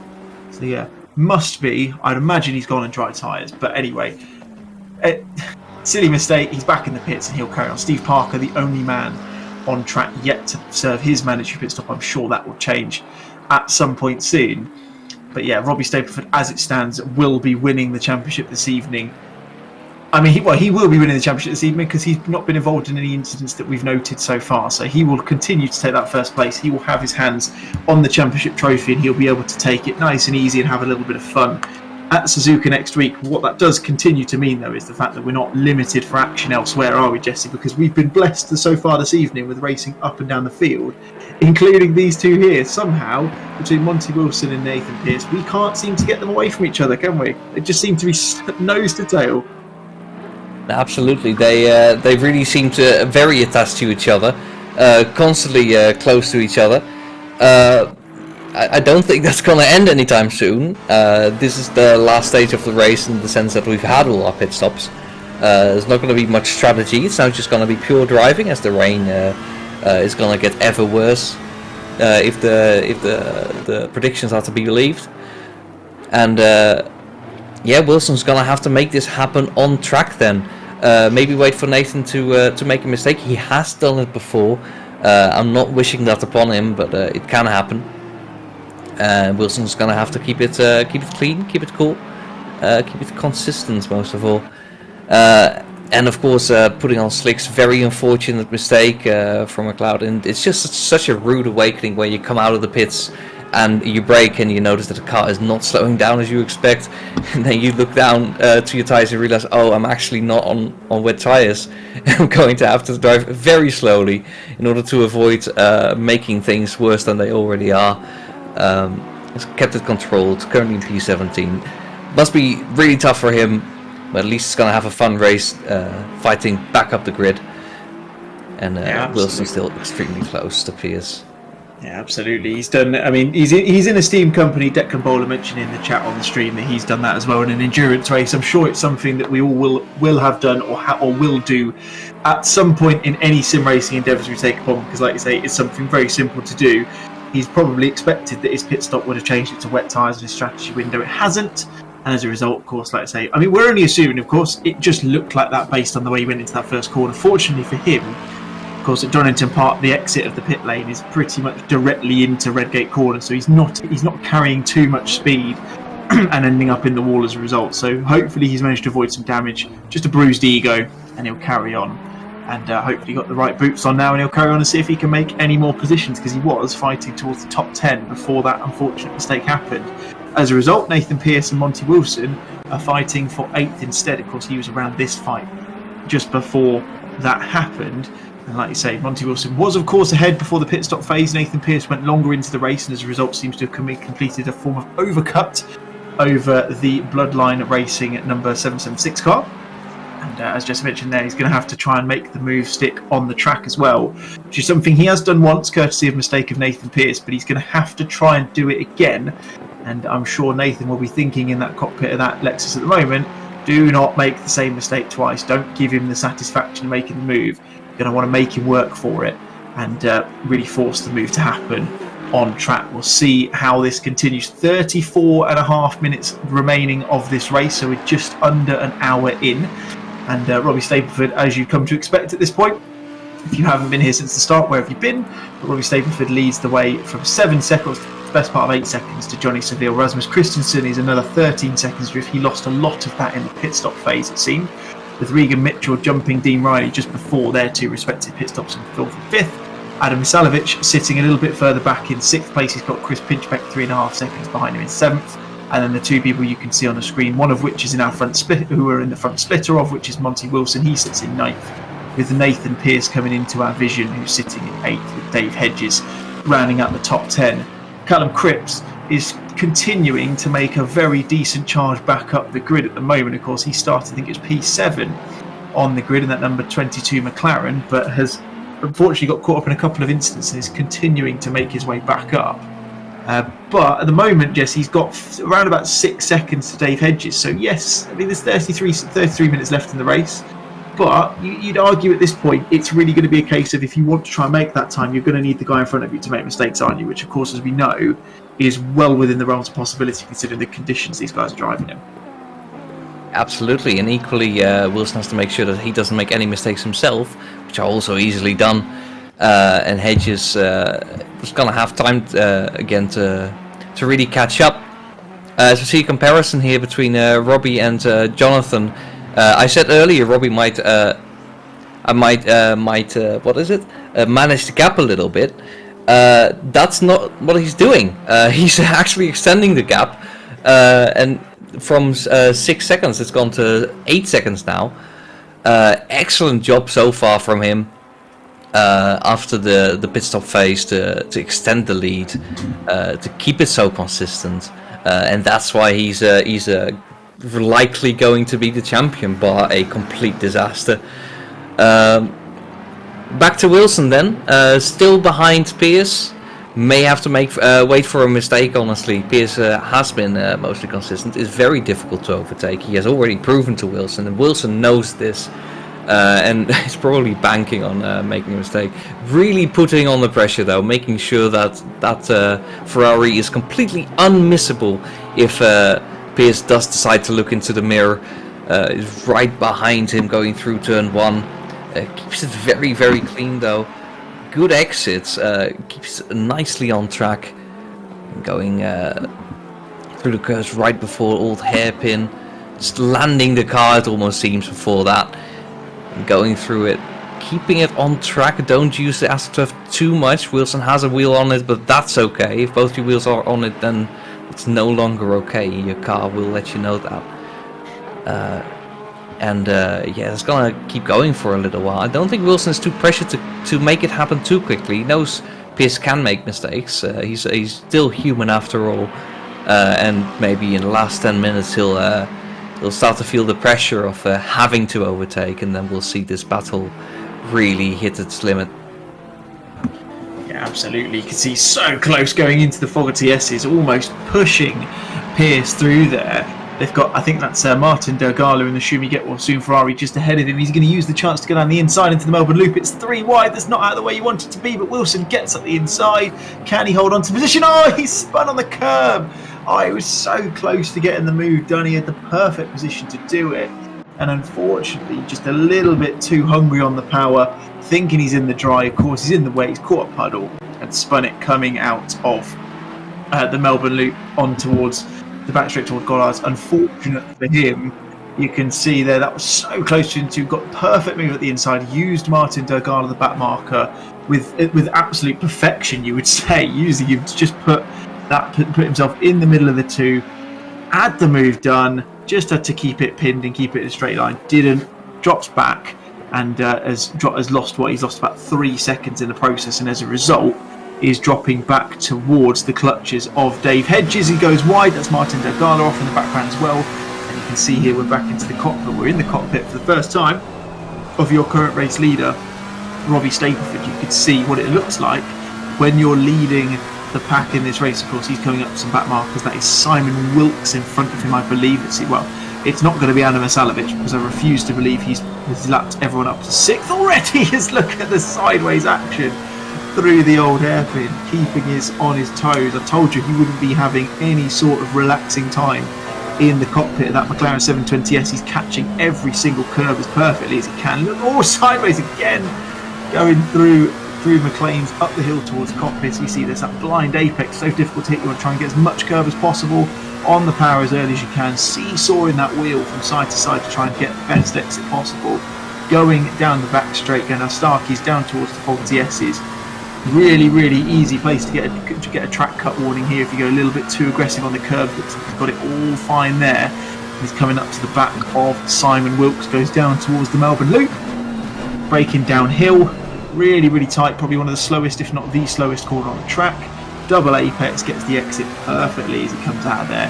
Back up towards Goddard's for what is the 40th time in this race. 28.5 minutes left to go. Simon Wilkes just ahead of him again. Look at that, set up perfect as you like. Keeping it nice and tight towards the apex and comes through. I think we'll see the lap time up here. It was a 1:31.3, half a second, in fact, 7/10 of a second slower than the other, his fastest, but still quick nonetheless. We go to a replay. This is Callum Cripps. He's going down through the crane of curves into the old hairpin, a little bit wide. We know what's going to happen here. Catches on the AstroTurf, goes a little bit wide, loses it. Stuart McLeod, I think that is, seems to want to do exactly the same. So if there's anything you can do, I can do better. Manages to keep it going in a straight line. Cripps does a nice little pirouette and gets himself back underway, but not the first, I'm sure. Well, not the first we've seen of that, Jesse, and I'm sure it's probably not the last time we're going to see someone point in the wrong direction out of the old hairpin, because that AstroTurf it was basically ice at this moment in time, isn't it? It's so slippery for everyone out there. Yeah, absolutely, and I feel like it's gotten worse as the race has gone on. Of course, it's not something drivers normally use, but it's in the dry. It's a little bit of an exit strategy. Once you make a small mistake, you can start using that to get it on the power anyway without going on the grass, and you want to keep it out of the grass, of course. When you're in the wet, you want to keep it off the AstroTurf. If you're on the AstroTurf, it's like being on the grass, and I feel like it's gotten worse in this race with all the rain falling on it, making it even more slippery. And we see drivers getting two wheels on that and having absolutely no grip and no traction at all. It's a mistake so easily made. We're here with Chris, and we see him just putting two wheels on the curbs. I feel like he's been either bitten too much or just expecting the AstroTurf to send him out. Just keeping it clean, quite safely through there. Nathan, of course, 5 seconds behind him, and the gap in front of him about 3.5 seconds. He could take it easy a little bit, and it's showing in his lines. And that's a very smart thing to do in the rain. Yeah, it's quite interesting to see mistakes still happen at Old Hairpin. And I don't think that's down to the drivers being incompetent or anything, or even inexperienced. It's just this track bites in the best of conditions, and in wet conditions it only gets worse. Here we are with Stijn Paspont in the Jaguar. Difficult car, of course, to drive. He's chosen that, I think, for fun, and driving for fun, of course, is no less respectable than driving to win. He's keeping it quite controlled here, it seems. Seems pretty smooth through Old Hairpin. Opts for a little bit of a slower line there. Slides a little bit, but you see, because he compromised so much in the entry, he can afford that slide, and he will still be fine. No hit on the AstroTurf, and keeps going. A lot of correction there. Very treacherous conditions overall. That goes for everyone. You even saw Stapleford have some issues. just getting his foot on the power there, just getting a little bit I was about to say he was actually looking a lot less slidey than Stapleford was, and as soon as I thought that in my head, I've obviously done the subconscious curse of the commentator and made him start sliding all over the place. He's got that, I think it's Dean Riley in his rear view mirror, so he's going to let him through. You see the blue flag on his dashboard just on the right hand side, and just elects to let him through going into the Melbourne Loop. Didn't lose too much time, and we'll get a small amount of tow up the back straight towards Goddard as well. Won't make a massive difference in terms of absolute lap time, but will just mean he's going a little bit quicker going into the final corner, so just has to manage the braking zone efficiently as well. We've seen the rain it's been due to increase for the next half an hour for the last, pretty much since the race started, to be fair. So I think it's slowly but surely getting a little bit more wet as things go on. Very typical British evening here in the Simsport Racing International G3 Championship. Of course, we're in the UK, we're at Donington Park. It's going to rain at some point, and it is at the moment. It's been doing the same in the UK in true to form real life at the moment as well. So good to see the simulation sticking up for that as well. Adam Misalovic sitting in 6th. He's being closed down by Chris Pinchbeck at the moment. We saw the timings a few laps ago. We saw that Chris was just eking out a couple of tenths per lap, and you can see over the course of the last 3 laps he's gained a few tenths. He was a little bit off on lap 40, but then gained a bit of time on laps 41 and 42 as well. So he's just starting to close that gap. You can just see as the rain continues to fall that the time's just getting a little bit slower as a result. Nothing too major, but starting to get a little bit slower as a result of that rain continuing to fall. But Adam's got to be careful. He's got 23 minutes left of this race. He's still got 2.5 seconds back to Pinchy, but it is something he's going to have to keep a keen eye on, because Pinchy is not a slow driver at any stretch of the imagination. And he's going to need to be careful that doesn't become anything too difficult towards the back end of this race. In the meantime, though, closer battle between Stuart McLeod and Martin Dodde. That's Sam Pearce. They're going past us on the inside there as they come up towards Coppice. He's right behind the Schumi Get Well Soon driver in the 488 Ferrari. That's the number 48, not the model number as well. But he's, of course, we saw Stuart, unfortunately, put the wrong tyres on it. It looks like anyway, in his stop a few laps ago, trying to make some moves back up the field. He's right on the back of the Ferrari driver at the moment, and he's got Ash Coupland a few seconds up the road as well, from what I can see.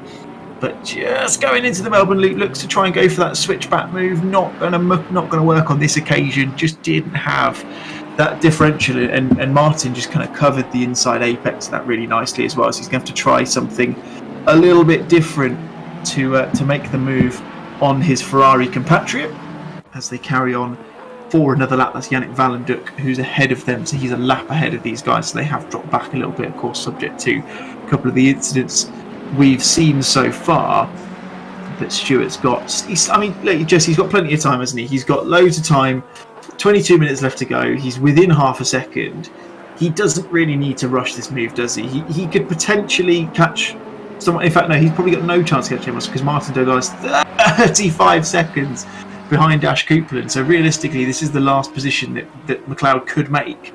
Just needs to try and bide his time a little bit, doesn't he? Doesn't want to do anything too soon, make any rash moves, and then pay the price as well, as we see Sam Pearce on the picture-in-picture, just losing the back end of the car as they go into, I think that was McLean, so we might see her on there in a second. Oh, Stuart McLeod catches the curb. I just said he needs to calm it down a little bit, doesn't need to rush too much. And Simon Wilkes loses it and goes grass cutting in the background. That's down at the back of the whole hairpin, I believe. As, losing a few things, but just to quote exactly what I was going to say, didn't need to push it. I saw him flashing the lights. Just seemed a little bit too aggressive, maybe a little bit too impatient at this stage, considering the time he's got left. Yeah, absolutely. You got 20 minutes to make a move, and well, of course, you have 20 minutes until you don't. The time always ticks down, and if your driver ahead is well, according to you as a driver behind, quite slow, and you want to make that move stick, you're gonna get a little bit frustrated. You're gonna start looking for opportunities that maybe aren't there, like almost hallucinating a gap sometimes. But he was very close behind. You could see he had the overspeed, but getting past is another thing, and a little bit over aggressive. Oh, but the opportunity strikes again, because it appears that it was Durgala's time to make a mistake, and Stewart right at the back of him. looks around the outside of the whole hairpin. Maybe he's learned from earlier, or he sees him make a mistake and thinks he has to capitalize right now. Let's see how that develops through here. Going left, looking on the outside, there's nothing there.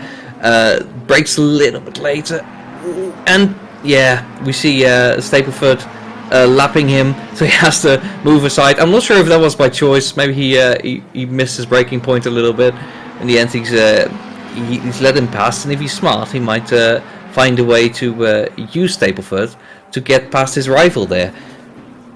Yeah, absolutely. I think if you asked Stuart, he would say, I was letting him through. If you asked anyone else, including Martin Dogale and Robbie Stapleford, I think they'd probably both say he lost it, he outbraked himself and made it look like it as a result. But who knows? I'm just noting that these guys have gone up to 16th and 15th respectively, so someone ahead of them, hopefully it will shake out on the timing tower in a second. Looks like they've made a move, someone's dropped out. Maybe they've gone off somewhere potentially. But as he's going around the outside, goes deep into Goddard, looking to get the cut back on this occasion. Isn't going to happen again. Martin Dogale playing the line to perfection, going through that corner. Oh no, it's just the timing chart being a little bit fiddly. He's dropped back down into 17th again now. But yeah, Stuart had the perfect opportunity there.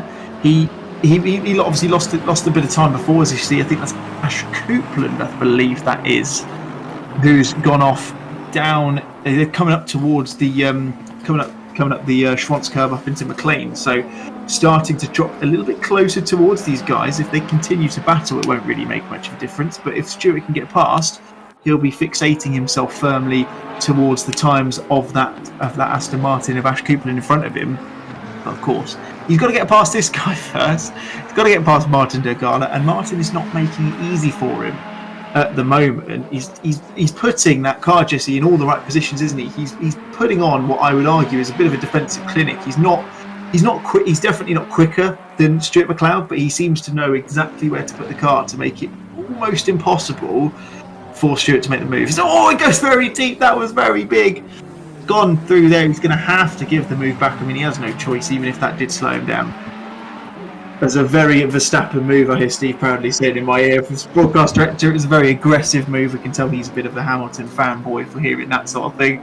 It was a very aggressive move, wasn't it, Jesse? It didn't really need to be done, but it shows the frustration boiling up in him. He's probably a bit annoyed about the tyre issue that we think he's had. And I mean, that just looked like it could have just looked like it all bubbled over at that point, didn't it?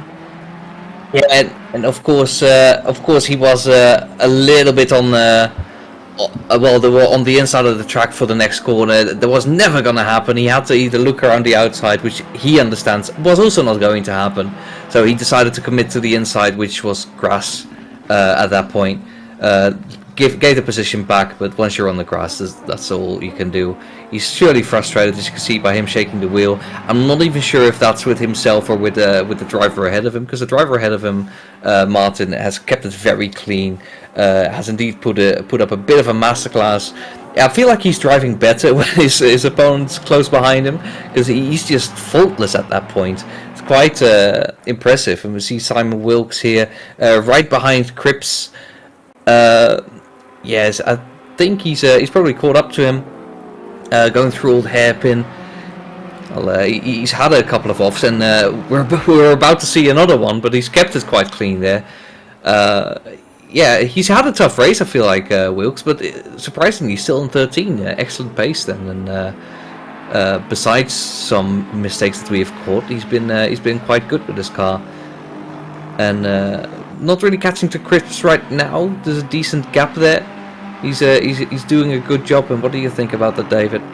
Yeah, no, like you say, I mean, he's clearly got the pace. He was what I think he was in the top 10. I think he was 8th in qualifying. So he's clearly got the pace to do it. And like you say, he was unfortunate. Got caught up obviously in that incident in the Melbourne Loop in the first couple of laps when Vidago and Mitchell, Kieran Vidago just kind of lost it upon his own accord. Got caught up in that concertina effect there, and then.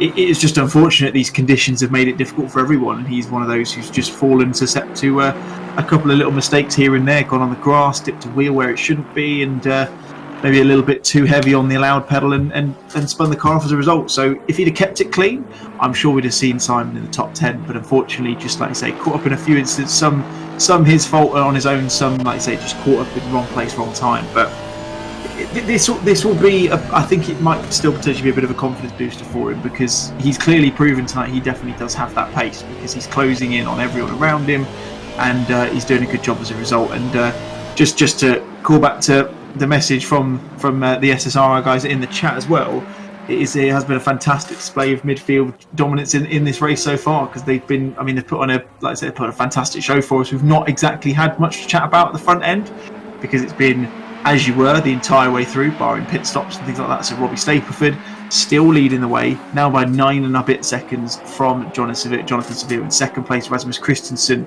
just dropping further back lap by lap, who's there sitting in third place, but he's going to look like he's going to continue to get, and he's going to get 2 podiums in a row, it looks like here.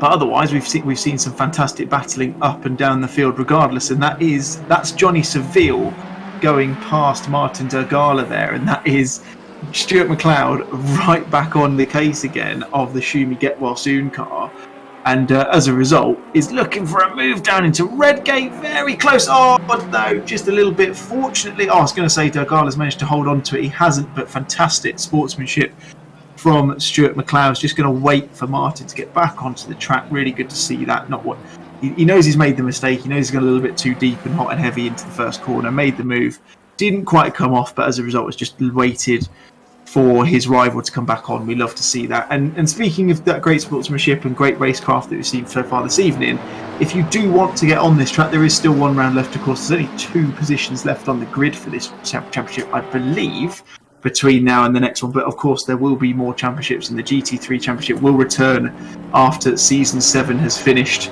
at some point soon, I'm sure. If you want to get out on that track, or you want to get out on track with any of the other championships we're racing at the SSRI community at the moment, then there is a Discord link in the chat. Jump into that one, get yourself involved, and get out with these fantastic drivers. Not only are they quick, they are fantastic to help as well. I'm sure I speak for a lot of people in saying that when I first joined, I was very, very, very slow, and now I'm just very, very slow with the help of some of the people, which is why I sit in here. But anyway, enough about me. Callum Cripps, he's got Yannick Rallenduck a little bit ahead of him at the moment. You can see he's got Robbie Stapleford in the middle of him, so he's just let him through nice and easy. What he's going to hope now, Jesse, is the fact that Stapleford's going to make the move. Oh no! The contact between the two.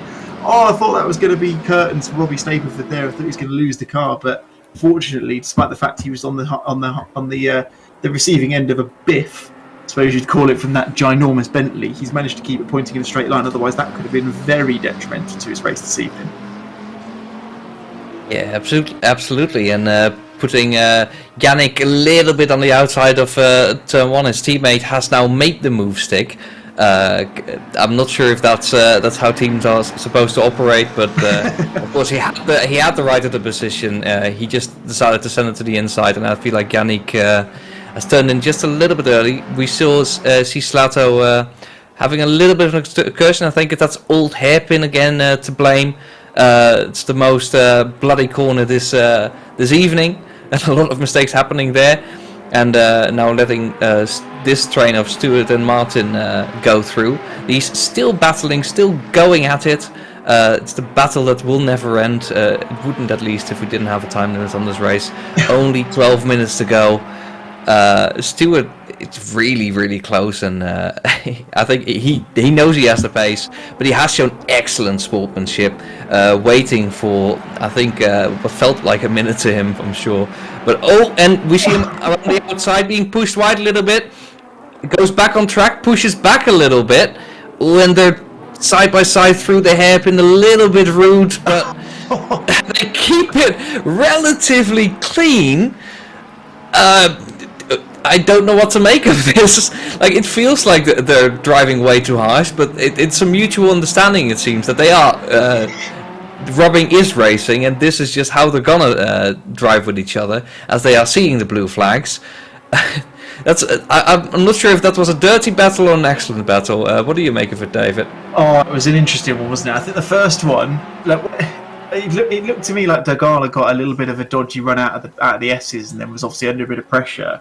Covered it off, but maybe just wasn't aware that McLeod was going to go around the outside, going down towards the Melbourne Loop.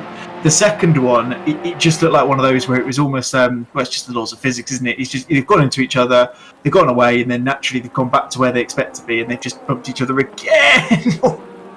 That was too close going into McLean's. Is McLeod going to get the move done this time? There's so much elbows out between them all. It's going to end in tears, and it is. Are they going to be in the wall? Or one of them is. McLeod has got, I think, a little bit license to feel a little bit aggrieved on that one.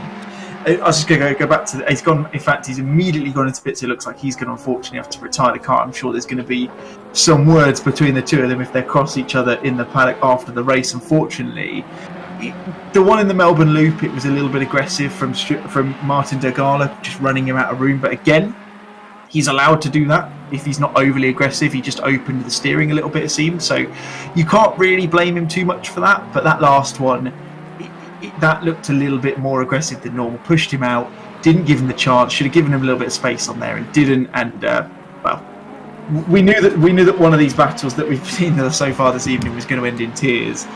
Probably wasn't the one I was expecting, but it did in the end, and it's unfortunate it had to end that way because it was shaping up to be a fantastic final 10 minutes between those two for sure.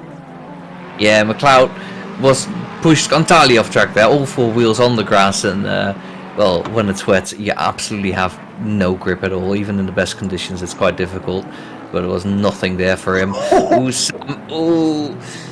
Yeah, Sam, unfortunately, braking a little late there on the wet part of the track. Your brakes will not work as well as they do normally, and of course, this having been a very difficult race for her, I think, being in P19. Not entirely confident with the car in the rain, possibly, but kept it clean. Nathan still P8, about a second ahead of Wilson, who we see right behind. And that battle has also gone on for a very long time. We still see Nathan ahead, but Wilson still with 8.5 minutes to go right now, with a chance to take that position. About 0.8 of a second behind, so all chances are there. Has seemed to have the pace over Nathan, but Nathan has been incredible this second stint, that's for sure. Not enough mistakes to let Wilson by, that's evident, and let's see if he can hold on to that for another 8 minutes. Absolutely. Final 8 minutes we go into. I'm sure, nearly would have been a very awkward debrief in the Pierce household when Sam nearly took out Nathan into the Melbourne Loop. Luckily, like I say, just managed to get the Ferrari stop before she went into him. She'll be very pleased, no matter how uneventful or eventful, depends on how you look at it, how eventful her race has been with a couple of excursions. I'm sure Sam will be very pleased because she looks like she's, provided she can get to the end of this last 7.5 minutes, will be getting some points in the championship, and I know that was something she was looking to do. So I'm sure she'll be very pleased nonetheless. Of course, dropped out of the race at Snetterton due to some technical issues, and would have been on for some points had she finished there as well. So I'm sure she'll be very pleased looking back on this. No matter how the race went, we'll be very pleased to take the points and head off to Suzuka for the final round in a couple of weeks. One man who's going to be going to the final round at Suzuka in a couple of weeks with absolutely not a single care in the world is this man on your camera now, Robbie Stapleford. He's been imperious the entire way through this race and the entire way through this championship up until this point. He's leading this race. He's led every race up until this point. He's led nearly every single lap. Of course, hasn't led a couple due to pit stops, of course, but every race lap he has been in the lead. He has done an absolutely fantastic job so far, and in the last 6.5 minutes, we can't see that changing any further, and it will be, well, we are looking at your champion-elect. He's got the number 1 this season, of course, won Season 6 here in the Simsport Racing International GT3 Championship. He's going to win the Season 7 GT3 Championship as well. The question remains, is will he return for Season 8, and who will be up there trying to battle with him? Johnny Seville tried, was not successful unfortunately, but has still done a fantastic job. He sits in second. He's 9 seconds off the pace at the moment, as we see a rare mistake from Stapleford going a little bit wide coming out of Coppice. Christensen, he's been dropping further back through this second stint of the race. He's 20 seconds adrift now, and actually falling a little bit in towards the clutches of Regan Mitchell, who sits in 4th, although you would imagine Mitchell's probably not going to have the chance now to make any real proper moves on the Pole Simsport car. As we now return, come back to this leaderboard in a second. Monty Wilson very, very close behind Nathan Pearce. Nathan in his debut race at Simsport Racing International. He's done a fantastic job so far. He's got himself up into P8, started 15th on the grid, I think it was. But he's going to have to work pretty hard to retain that position towards the back end of this. 5.5 minutes to go. You'd argue 3-4 laps at a push for Monty Wilson to get this move done. We know he's done it once. It was right here where he made that move before, and it was very similar to what happened there. Nathan Pearce goes wide out of the old hairpin. It's going to give him a chance up towards the Schwantz curve, up towards McLean's. Monty Wilson all over the back of that Lexus, the number 74 Redline Zap Racing Team car. It's Bloodline versus Redline, and it's going through McLean's up towards Coppice. 5 minutes left on the time now. We've had an hour and 25 minutes, and I feel like they've been together for an hour and 24 minutes of this race. So that somehow they can't be separated, these two, up until this point. But it's Pearce from Wilson at the moment. Does Wilson have a chance to make one final move over the last few laps? Remains to be seen. The 776 has been, it's been very, very quick, you have to say, but Nathan Pearce, subject to that one mistake, Jesse, has been, like you said, in this second stint in particular, has been really, really consistent.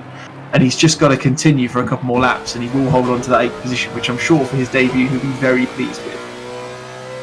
Yeah, absolutely. Nathan having an amazing race so far, having battled it out with Wilson, who is running out of time to make this move happen. He's been very close this last lap, and this lap he's probably want to stay there at least, and he's gonna want to force a move somewhere because he's got 4 minutes. That's like what, 3 laps at a push. It's gonna be very, very difficult for him for the remaining laps. Track's still wet, of course. It's still raining. It's still treacherous. You still can't afford to make much of a mistake, or you will end up in a wall. Nathan being a little bit more safe there, keeping all 4 wheels on the tarmac, and maybe a little bit of curb there. But the curbs are generally relatively safe. Wilson is right there, putting on the pressure. Half a wheel on the AstroTurf. That's all fine. Going through here, ooh, a little bit of a slide from Nathan. As we see Wilson catching up in the slipstream under the wing. It's a run, but it's not enough of a run, and he's gonna probably want to have a good exit out of the chicane. Maybe trying the hairpin. He does have a very good exit. Pulls alongside. It's just a nose for now. Maybe later on the brakes, and he is right beside him. Nathan leaves him the space, and Wilson seems to have pulled this off, but it's a little bit hard to see, and Nathan is still right there, and the other turn is the other way, but Wilson seems to have covered him off, and unfortunately it's a little bit too late, and Nathan switches back and retakes the position. Wilson still side by side, running to turn 1. I think it's hard to see from here, but Wilson's a little bit ahead. Pearce around the outside, which is slightly the better line, but Wilson covers him off. What a battle, and what a nice overtake by Wilson. And while I should say he's in the clear right now, truthfully, you have 2.5 more minutes to lose it again. It's very difficult, but excellent job by Wilson, and Nathan really trying to push to retake that position, but that's gonna be a tough ask. Yeah, brilliant racecraft from the two of them. They're fantastic compliance between the two as well. They were so close through so many corners towards the back end of that lap that they could have come together on a number of occasions, but really, really good work. Very compliant, like I say, from Nathan Pearce. Wouldn't have wanted to let that move happen, and I'm not saying for a second he let the move happen and let Wilson through, but gave as good as he got and just about managed to lose that. It does generally look like Monty Wilson does have the pace. Nathan Pearce is still going to hold on to a top 10, there's no doubt about that. He, unless barring a miraculous mistake in this last 90 seconds, is going to take P9, but that is some fantastic work from the both of them. It looked as though, coming into Goddard's as we're about to in a moment, that Monty Wilson had let the move slip and gone too deep, but that just gave him the chance to get a really powerful exit, and obviously, yeah, as you saw, made the move happen into Redgate. They've just gone past Stain Passport, so that's one back marker out of the way, so it's nothing they need to worry about now. And you can see, I think that's Chris Pinchbeck ahead of them on track, so 3 seconds ahead, of course, nowhere near close enough to do anything about it now. As we come into the final minute, you can see there, that's your man Robbie Stapleford. He's starting his final lap. As we see, I think that's Dave Hedges. You won't be pleased to notice that we've just caught him in the picture-in-picture going for a little spin as he exits Goddard's. Will that yield his 10th place and give that to Yannick Valenduc instead? Will remain to be seen. Callum Cripps has gone into the pits. He went into the pits a lap ago, so he's dropped down into P12. Not sure what that was for. Didn't suggest that he had a drive-through or anything like that, so maybe just under-fueled the car towards the end.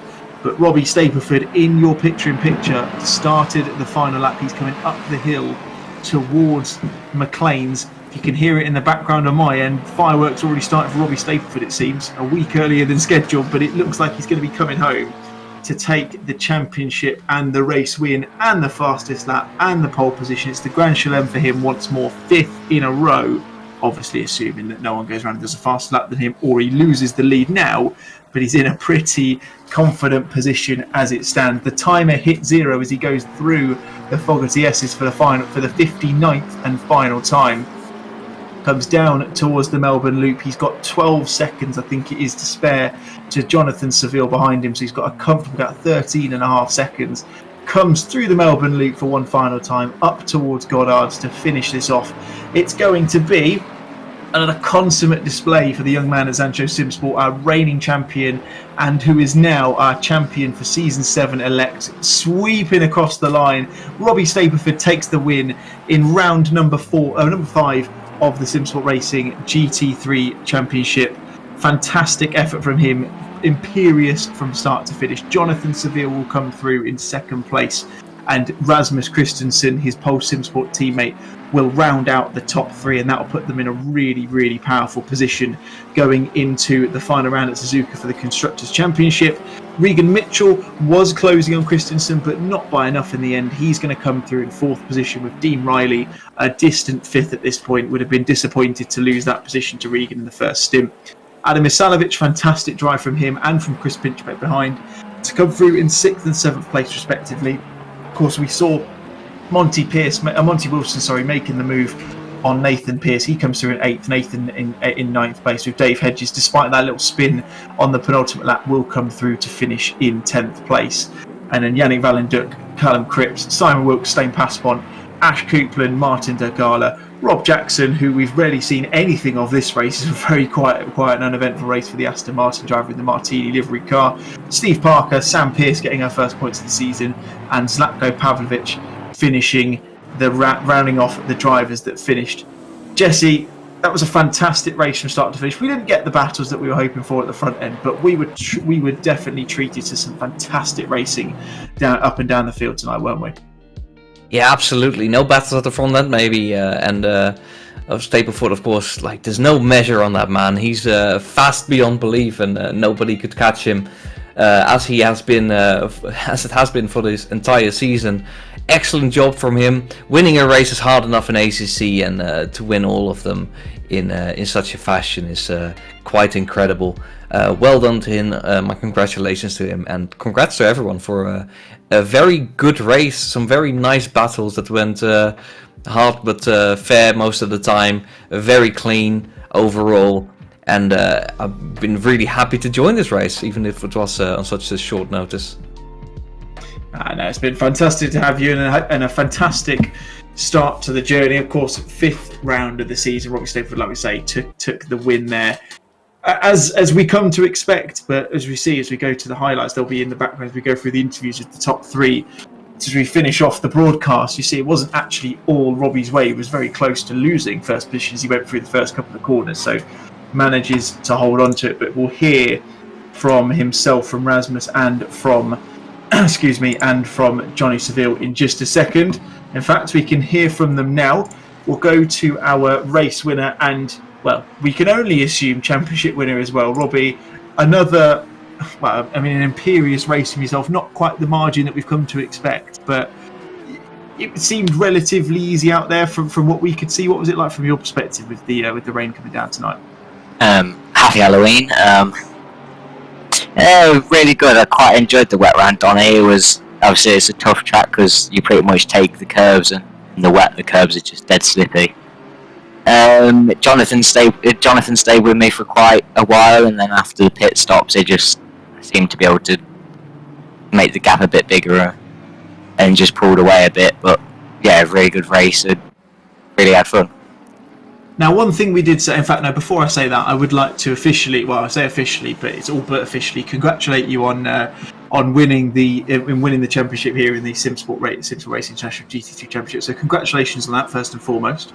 It was Cheers, David. it was almost an inevitability before this race, but I think it's all but official now once the results get published. But it was almost now.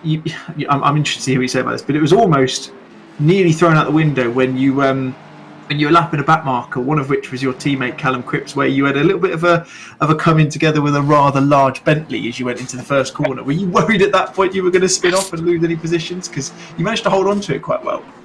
I'm really confused because I didn't get no contact, didn't get no damage, but I just got a impact on the side, but didn't get any warning saying I got contact with anybody. But I didn't really lose the rear end or out that bad, so. And so, obviously, like I say, we know that the inevitable is waiting to be confirmed over the next couple of days once the results have been published. But you've talked to us about Suzuka a couple of weeks ago when we spoke to you after the win at Snetterton. Are you going to stick to what you were going to do, and you're going to start a little bit further down and have a bit of fun in the final race, or are you going to try and do the unthinkable, go 6 for 6, and try and get pole fastest lap race win in every single race this round? I'm definitely going to start further back, but try and make it 6 for 6 in races and fastest laps, and just leave the pole. I'll leave the pole for someone this season. Lovely stuff to hear. Well, look, congratulations again, Robbie. Like I say, all but confirmed to have 2 hands on that trophy once again. It's been a fantastic season for you, of course. Still 1 round to go, and all the best. And we'll see you in a couple of weeks for the final round at Suzuka. Yeah, cheers, David. Cheers, guy. Well done. Now we'll move over to our P2 position holder. It's the same podium as last week. It's coming to the scenes of something out of Formula 1 with a select few people. But Johnny, congratulations on P2 again. As Robbie said there, you were staying fairly close to Robbie in the first stint there, but just seemed to lose a bit of time in the second. Was there anything in particular that you could attribute to that? Not really. I couldn't get going in the second stint for a while. My tyres were a little bit down on pressure in the second stint. I think there was a little bit more rain and that had cooled them down a little bit. That's the only thing I can think of, really. But yeah, happy with my pace. Yeah, obviously not quite Robbie's pace again, which is always a bit disappointing to see him go off into the distance. But it was nice that I could still see his car at certain points during the end of the race. So yeah, happy with that. Yeah, to not be as far away. Absolutely, yeah. Slowly but seem to be getting a bit closer race by race, and to be fair, you're a lot closer than I would be, so I'm glad you're in that position rather than me. One thing that is going well for you guys, of course, and I'm sure we'll get Rasmus's thoughts on this in a second as well, is that's another step in the right direction towards the Teams Championship as well. I mean, I said it about Robbie at the start of the stream. He had 1 hand on the Drivers' Championship coming into this race. It's potential to say that you've arguably got 1 hand on the Teams Championship yourselves. Thoughts going into the final round of that one? Are you feeling confident? I thought it was pretty interesting. Robbie's or Sancho's team choice, the changed drivers. I was wondering if that was a response to that to try and catch up. But both of us still up on the podium with only 1 Sancho driver there. So we're doing the best job we can to claim that. So yeah, we just got to keep that going. Try and get another double podium again in the final race. And, absolutely, yeah. Try and get a pole position as well. I'm sure it would be infinitely easier if Robbie just disappears off and doesn't try. It'd be nice to get it on merit, but yeah. Well, I'll hold you to it. If you get it, I'll tell everyone on the broadcast it was done on merit, and we'll just leave it at that. Are you looking forward to Suzuka in the final round? Is that a personal favourite? I think, it's a great track to drive around. I'm not sure if I'm. Well, I was in the Logitech G Challenge the other day actually at that. There's a lot of fast people in that. Not my best track, but not my worst, I'd say. Middle of the road. Well, we're expecting another podium anyway. We're starting to become a bit of a formality, which is quite nice for you guys. But look, Johnny, congratulations again. Hopefully we'll get to speak to you in a couple of weeks, and hopefully it'll be when you guys can officially be confirmed as taking the Teams Championship as well. But between now and then, thanks very much, and congratulations on the podium again tonight. Cheers, thank you. And then finally, last but not least, we'll head over to our P3 man. It's another P3 for you, Rasmus. Congratulations again for getting your second podium in a row in this championship. Not quite the eventful ending you had between yourself and Johnny in the last race, but how was the race from your perspective this evening? Yeah, this race was. I mean, the first stint went pretty well. I mean, Johnny drove a bit faster than me, but I kind of held on. But yeah, this second stint I just couldn't keep it together. I don't know. My head kind of hurt as well, so I don't know if that could have been the reason why, but yeah, it's just a tough second stint, and Regan almost caught me, and almost, I think, yeah, if it had been like 15, I don't know, just a bit longer, then he could have probably gotten closer and maybe have gotten past me, but yeah, it's pretty tough. Yeah, well, at the end of the day, like I say, still kept the third position, and like I say, obviously Robbie is openly mentioned, and we'll hold him to it. And if he doesn't, then I'm sure we can find somewhere to demote him down the grid if he does try and get away with it. But it's going to be potentially nothing for you guys to have to consider in the next race. So does that give you that kind of motivation to go out there and really try and push as hard as you can and see if you can take a win at the last round of the season? Yeah, of course. I mean, you always go for a win, and when you see like bigger opportunities to get one, you obviously go a bit more. I don't know. You practice a bit more. You do a bit more to get it. I mean, you always do that, but I mean, we have a big opportunity to get a win. Maybe a 1-2 would be nice, but yeah, we're gonna try our best. Absolutely. Final question then. I'm going to put you in a position. So think back to Snetterton last week. I remember you were quite open to saying that you were giving Johnny a little bit of lip in the ear towards the end of the race whilst you were closing him down in the last couple of laps. If you're 1-2 at Suzuka and you're in that position again, are you going to go for the move, knowing potentially if it went wrong, which I'm sure it wouldn't, it could potentially harm your guys' chance at the team championship? Would you want that win, or would you be hell-bent on securing that team's championship instead? Which one would you prefer at that point? That's a good question. Yeah, I'll just say I'd be going for it if it's the other way around. I mean, we'll have to see. We'll have to see. Maybe I'll go for it. Maybe I won't. It's a good question. I gotta think about that.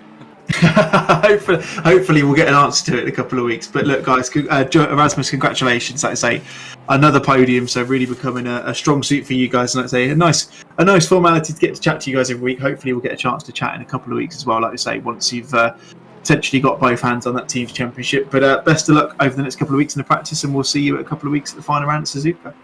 Yeah, thank you.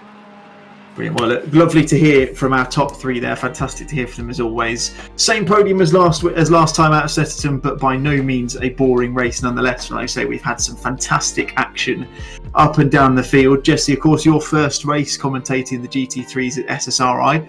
What's your thoughts been on your first outing with the team this evening? Well, it's been a brilliant watch, really, from start to finish. Of course, we had a very clean start, not so many crashes there. I think one person dropped off at the start, and otherwise everybody got through cleanly. Good racing overall. Some incidents here and there. Old Hairpin being as murderous as always, and even more so in the rain. That's not new. I've lost it there myself as well. Yeah, it's really good racing there, and I'm really pleased to have been commentating with you guys here. Thank you for having me. It's been an absolute pleasure to have you. And on that note, we'll be wrapping up for now. So I'd like to say, on behalf of myself, David Wressell, on behalf of Jesse Dodde, who's obviously joined us in the commentary box this evening and done a fantastic job, I'm sure you'll agree. And on behalf of Steve Proudley, who's brought you all the fantastic pictures and camera angles and replays for us this evening here at Donington Park. It is time to bid a farewell to the UK leg of our Simsport Racing GT3 Championship here, season number 7. This has been round number 5. Of course, Robbie Stapleford has all but confirmed himself as the winner of season number 7, but that means nothing in the grand scheme of things, because there is absolutely no doubt whatsoever that the absolute racecraft, aggression and hell-bent form of absolute ambition and everything else that comes with it will form into the race at Suzuka in a couple of weeks' time. Between now and then, if you want to see any more racing on the Simsport Racing International channel, then what you need to do is you need to stick around on Sunday night next week for the virtual touring car championship that heads to Okayama for round number 5, and you'll be able to see some fantastic racing in the touring cars there. But between now and then, we'll see you in a couple of weeks for some more GT3 action. On behalf of myself, Jesse and Steve Proudley, thank you very much for watching. Have a wonderful rest of your evening and a happy Halloween. See you again soon. Bye-bye.